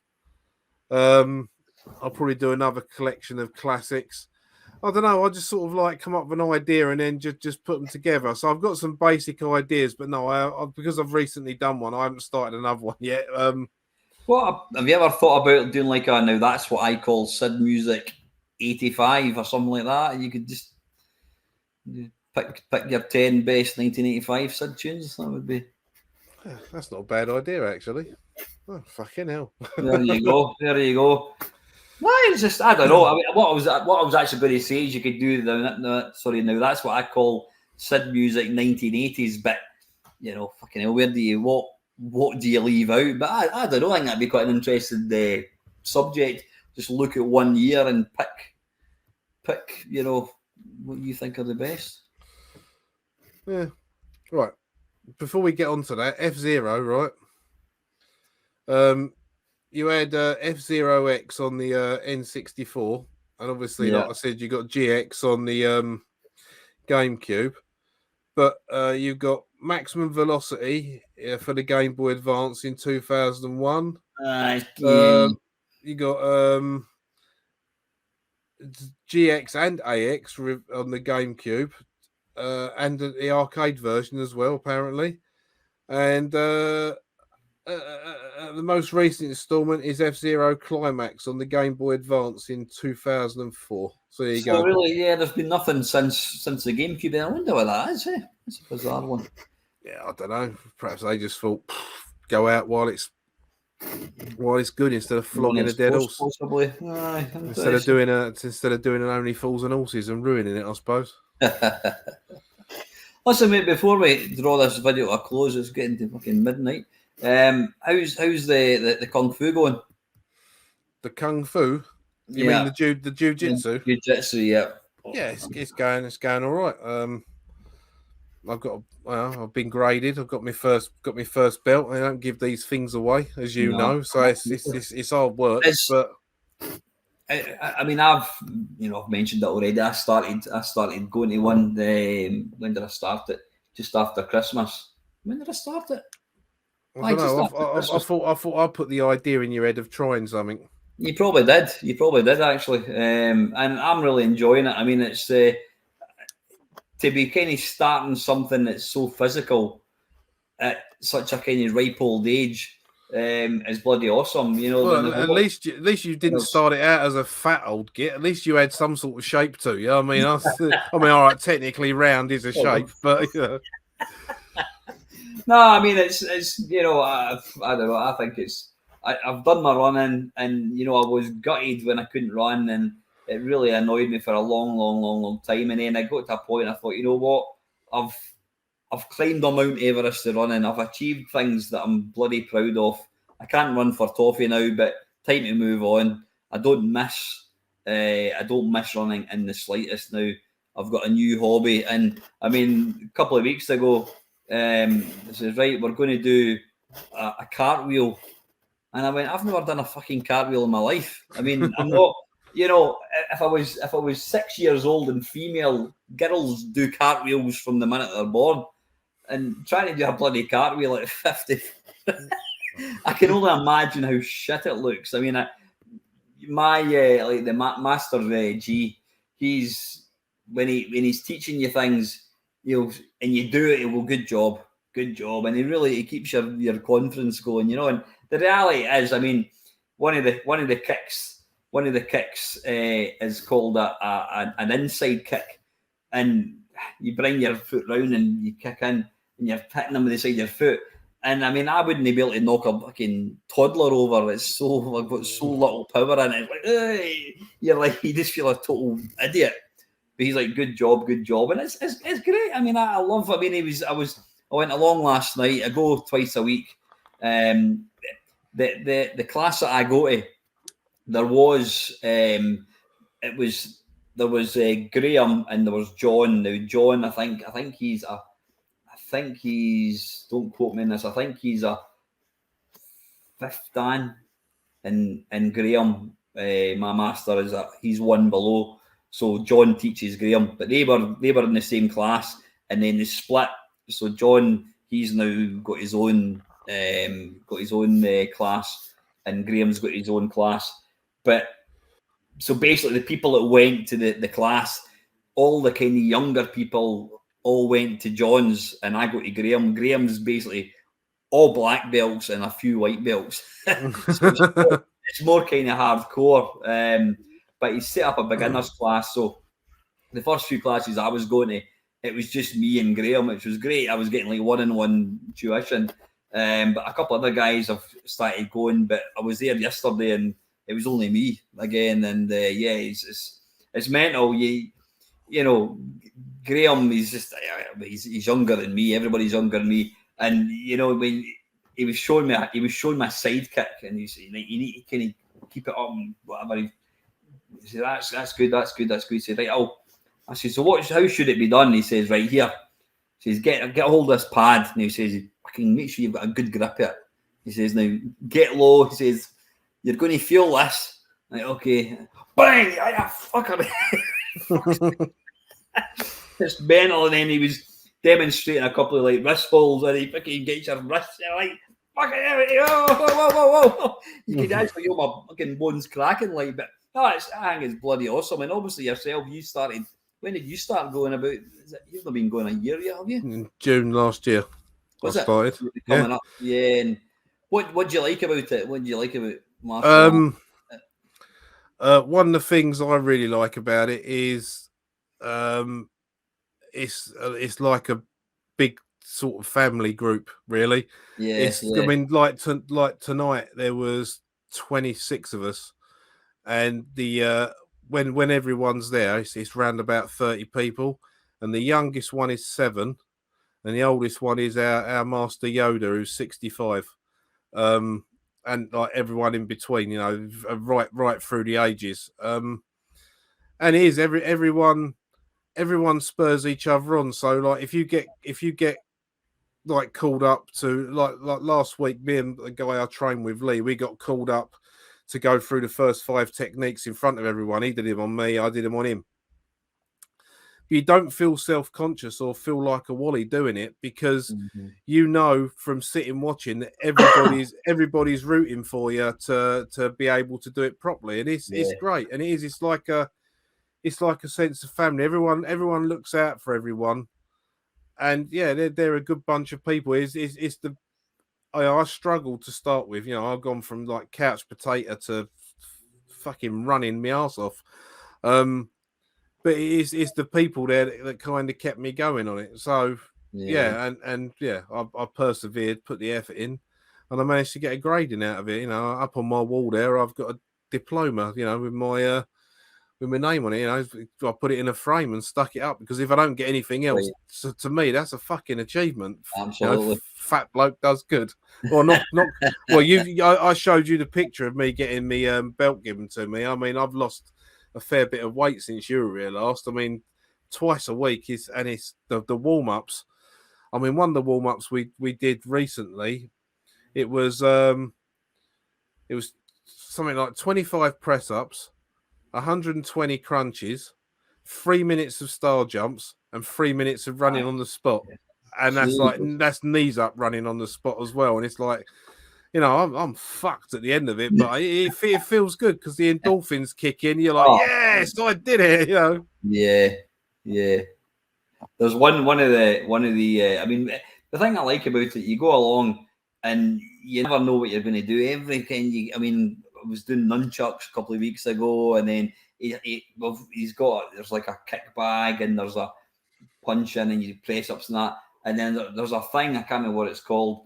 If you imagine like a ball, like a football, and then it's got like if you imagine a football and then you put a rubber ring on top of it, it looks like Saturn, you know, the planet Saturn. You've got the circle and you've got the hoops, and basically you stand in this fucking plate thing on top of the ball, and you've got to try and lower yourself, and you're fine when you're standing up, but as you get lower, your legs start going, and you've got this uncontrollable shaking. That sounds like that's a balance wobble board in it or something. Is that what it is? Aye, bloody hell! I hate it. I absolutely hate it. And then there was one where you're in this sort of position to do a press up, but you've got your arms out in front of you, and then it's like a kind of wheel. You imagine a wheel, and then you kind of extend outwards, and then you pull it back in. But when you do it, you've got your knees in the ground. And Graham says if you're really hardcore, try and do it like if you're going to do a plank. If you imagine a plank, but you're extending your arms out. So I gave it a go, trying to do a normal one. I just fucking fell flat in my face. I'll tell you, the press ups we do normal press ups, and then we do double shoulder width press ups where you put your arms right out. But the ones I find hardest are where we do press ups like that in front of your face. But it's 1, 2, 3, 3, 2, 1, and you come down in stages. Five of them is like doing 25 press ups. It's absolute killer. Your shoulders burn, but it's all good core training, strengthens your core. It is. And look at me saying stuff like that. Bloody hell, wasn't that long ago I was saying it's not a bit of cake. When it was at the class a couple of weeks ago, you were just kind of crouching down, trying to crouch down as low as you could go. And Graham's like, right, just hold that. And then he turns to one of the wee lassie, she's about 10-year-old. He goes, I can't remember her name, Rebecca, how long should we hold this for? She's like, a minute. And I could feel my legs going like that. I thought, I'm not giving up. I thought I was going to collapse. But and it's amazing just doing simple wee exercises can be so tough. But I love it. You come out, you've got a sweat on. And at the end of the day, I'm not saying that I'm going to, if I was to get in a barroom brawl, would I stand a better chance? I probably would if you remember what you're doing. You know what I mean? At the end of the day, I've never kicked anybody in my life, but I've learned about 6 or 7 different kicks. I'm not particularly good at them, but it's great. Yeah, I mean, a lot of the stuff I do is like grappling and stuff like that, and it's I'm not doing like the Brazilian like floor wrestling. That's like a rip off of judo. I'm doing traditional Japanese jiu-jitsu, and that's all about using an opponent's weight and power against them. So I mean, if someone throws a punch at me now, I know 16 different ways to deflect it and put them on the floor and run away, and that's good enough. That's good enough for me. I don't want to start killing people. I don't want to walk around town going, "Look at me, I'm hard." It's just I went to do it for fitness and to have a hobby that didn't involve just sitting looking at a screen. And turns out I'm a bit better at it than I thought I was going to be. So good on you. I was no way was I expecting to be able attain a belt that quickly, and they really do not give them away. I mean, there's past merit and distinction, and I've got a merit because I'm not the best at doing the rolls and make falls. Where you basically stand in your fighting stance and then you just roll over, you lead him with the left and then lead with the right. I'm not brilliant at that. I've not knocked myself out or anything, but it does take a fair bit of courage to throw yourself at the floor as fast as you can. Yeah, even doing like a forward break fall is like doing to like layman's doing a forward roll. When you're 54-year-old, you're doing a forward roll. You're like a bag of potatoes, you know what I mean? It's you do roll hard. The first time I done it about a month ago, I did a forward roll, and I stood up and I felt as dizzy as anything. And I thought, fuck, I hope that's not going to be. I'm going to have to give this up if I can't do it. But I've done a few since then, and it's still hard, but I don't feel dizzy anymore. So I think you do kind of get used to it. But for me, I mean, there are. I think I was told there's something like 3,000 techniques to learn. It's just madness. And even, do you have like forums that you do, and it's broken into different stages? Yeah, pretty much. I mean, just saying about the techniques. There's 16 on the first belt in jiu-jitsu, and now I'm doing red to yellow. There's 21 to learn. I think I'm up to number 5, and yeah, we do different things in bits. Like we have a lot of guest instructors come in. We have a guy come in that's a black belt in Aikido. There's another guy that comes in that's a black belt in jiu-jitsu. There's another guy that comes in that runs a local judo club. There's 2 or 3 senseis there, and one of the guys was a brown belt and he's now a sensei. He got his black belt a couple of weeks ago, and they come in and show us judo stuff because judo comes from jiu-jitsu. At the bottom of the tree, Yeah, if you think of it as a tree, at the bottom you've got like karate, then it goes up the tree to jiu-jitsu, and it goes bang everywhere. Judo, aikido, ninjutsu. You know, it all comes from jiu-jitsu originally from karate. So I'm learning the traditional stuff. So yeah, it's interesting. I'm interested in the history side of it as well. So am I. Yeah. So where does jiu-jitsu originate from? Japan. It's Japan, is it? Yes, Right. This comes from the samurai. So Yeah. Cook School's South Korea. That's a South Korean one. It's quite funny because the guy that started it up, I mean, he's still alive. I don't know what age he is. We've got a picture on our class of him. But if you go into YouTube, you can find like video clips of like the 70s. And he was an old guy then, and he's throwing all these people, and to look at it, it looks harmless, and you see the guy, let go, you're going to break my arm. And it's all so like subtle and gentle looking, but you know, it's amazing.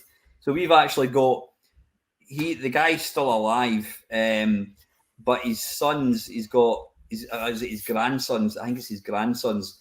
He's got like 4 or 5 grandsons. They're all. I mean, I don't know what he would be the master. He's probably 10th dan. I think that's probably the highest you can go.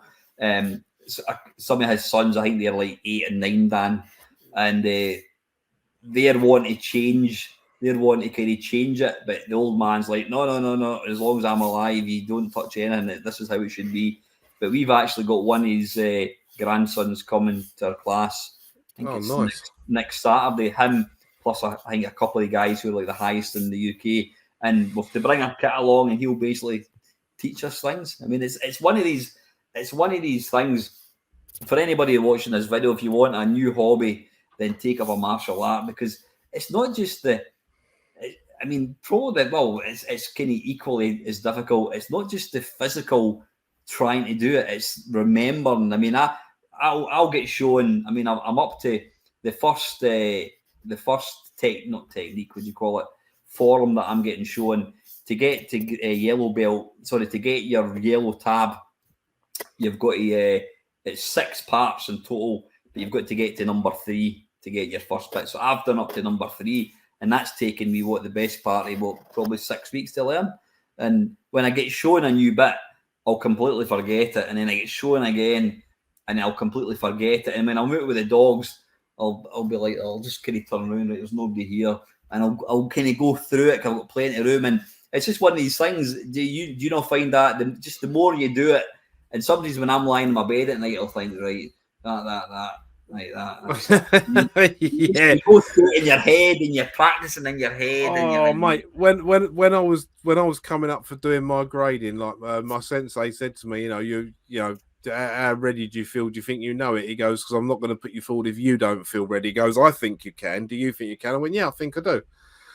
So when I knew it was coming up, like I knew it was going to be in the next couple of weeks, I was going to bed at night, and I'd get into bed, and I would, in my head, I would do the 4 stances we have to learn.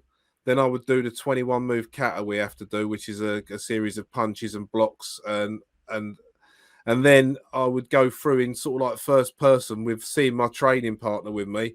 I'd go through all the 16 techniques, and I did that every night before I went to sleep. And I tell you what, the day I got my I got my grading, I passed, I got my belt, my diploma, and that night going to bed and not having to think about anything was fucking probably the best night's sleep I've had in a long time. Because I thought, just for once I can go to bed not thinking about jiu-jitsu, which is great. But yeah, I do the same as you, mate. I go through it all in my head and that. I mean, I haven't got the room in my house to do a full kata, so I kind of do shuffle short steps to do it. And I mean, the top of my landing by my bathroom, I've done it up there. I'll walk into the kitchen, I'll drop into a fighting stance and throw out an Izuki, like a lunge punch. I've been trained how to hit hard now, and the way they show you to do it is like, oh, that makes so much sense, and I never would have thought of that. But yeah, I can probably hit 4 times as hard as I could punch before. I'm not going to go out and start hitting people, not at all. I'm not, I'm not that way inclined. I'm not violent. I'm not doing it for that. It's just good, but it trains your body. It's all subtle stuff. I mean, we've got Don Saggies, I think they're called. I'm still trying to remember Don Saggies. And basically, it's when somebody grabs you by the wrist, you just open your hand. You open your hand like that, which then makes it harder, and then you straight up. And it's like it's all. When I was doing it, he was showing me how to do it, and I was and he was gripping my hand to say, right, go, and I'm like that, and he went, no, actually, you need to keep your arm, and you need to keep your arm, and you get closer, step towards me, and then up, and then he says, there you go. He says, I'm trying to grip your hand wrist as tight as I can, and it's impossible because the way you're doing it. It's great, just all these wee subtle techniques, and he's showing me pressure points. Like, fucking hell! He's just like, it's really, really simple stuff, but it's great. It's great. I think you should never get to a stage in your life where you think, you know what, I'm too old to learn. What's the old teaching a dog new tricks? Bollocks to that. I'm still learning, you know what I mean? And I think I'll continue to do so. Yeah, likewise, mate. I'm glad I started doing it. It's getting me fitter. I've made some new, good friends that will probably end up being lifelong friends. I mean, for example, one of the guys there, he goes around like he collects pallets. That's his job. He goes around with his van. He collects up pallets and that. And when we get a couple of pallets in there, I'll send him a message. Say, mate, got a couple here for you. And he'll pop in, say hello, take the pallets, and it's just little things like that. We all sort of interlink together. I really like this. There's a good camaraderie going on there. No, definitely. And it's the same where I am. I mean, it's still still quite new to it, but there's a great bunch. I mean, when I went along for my very first class, I've never been as shit scared as I was going along for the very first time. A grown man going into a class with maybe 30 black belts. They've all got their suits on, and I've got this t-shirt and a pair of shorts, and like I stand like a sore thumb. But you know what? Absolutely everybody.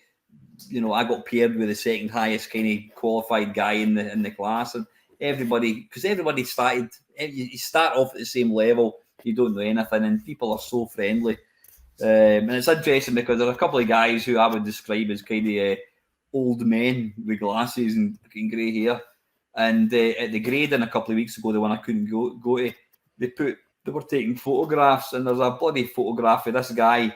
He must be about fucking 5 feet in the air, smashing a bit of wood with his foot and also one with his hand. I'm like, and I said to him the other day, I said, that was a bloody impressive photo of you breaking the wood. He went, and it's like, fucking hell, people pushing boundaries all the time. Awesome. Yeah, that's what it's all about. It is, absolutely. Listen, mate, we were trying to ring this out for 2 hours, and I think we've just ticked over 2 hours and 12 minutes. I was waiting for you to start the questions. I think we'll leave them for next week. So, listen, it's been fantastic getting you back on, mate. I mean, you're one of my best mates, and we've not caught up for such a long time. It's been good, I don't want to leave it as long as we have.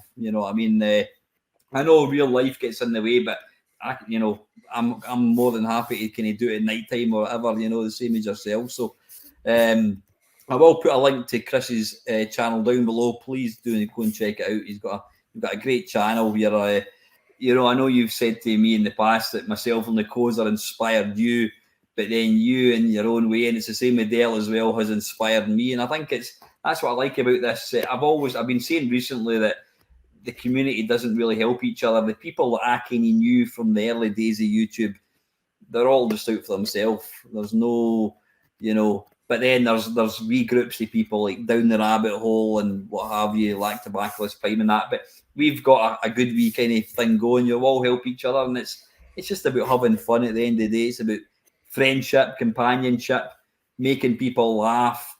I know I piss some people off. I don't give a shit. You know what I mean? There's people enjoy watching my shit. Then that's good. Have you finished doing the 40-year Spectrum stuff yet?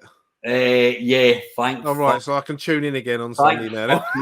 Yeah, you'll be glad to know I'm doing a one-off BBC on Sunday, and then I'm going to do the 40th year of the C64.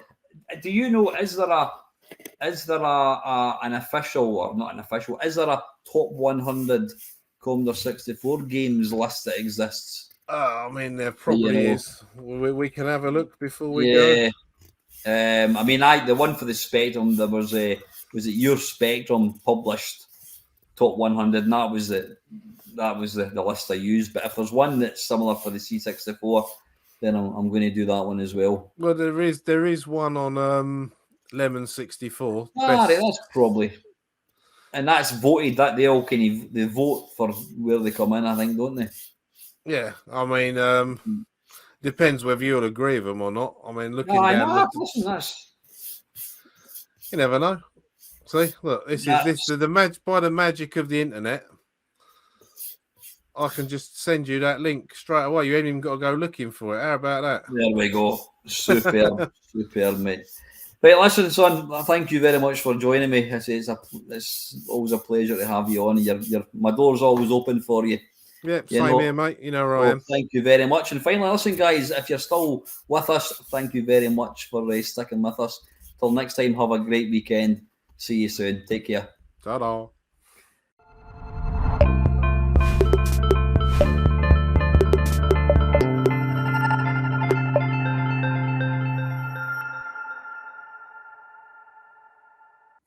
Ah.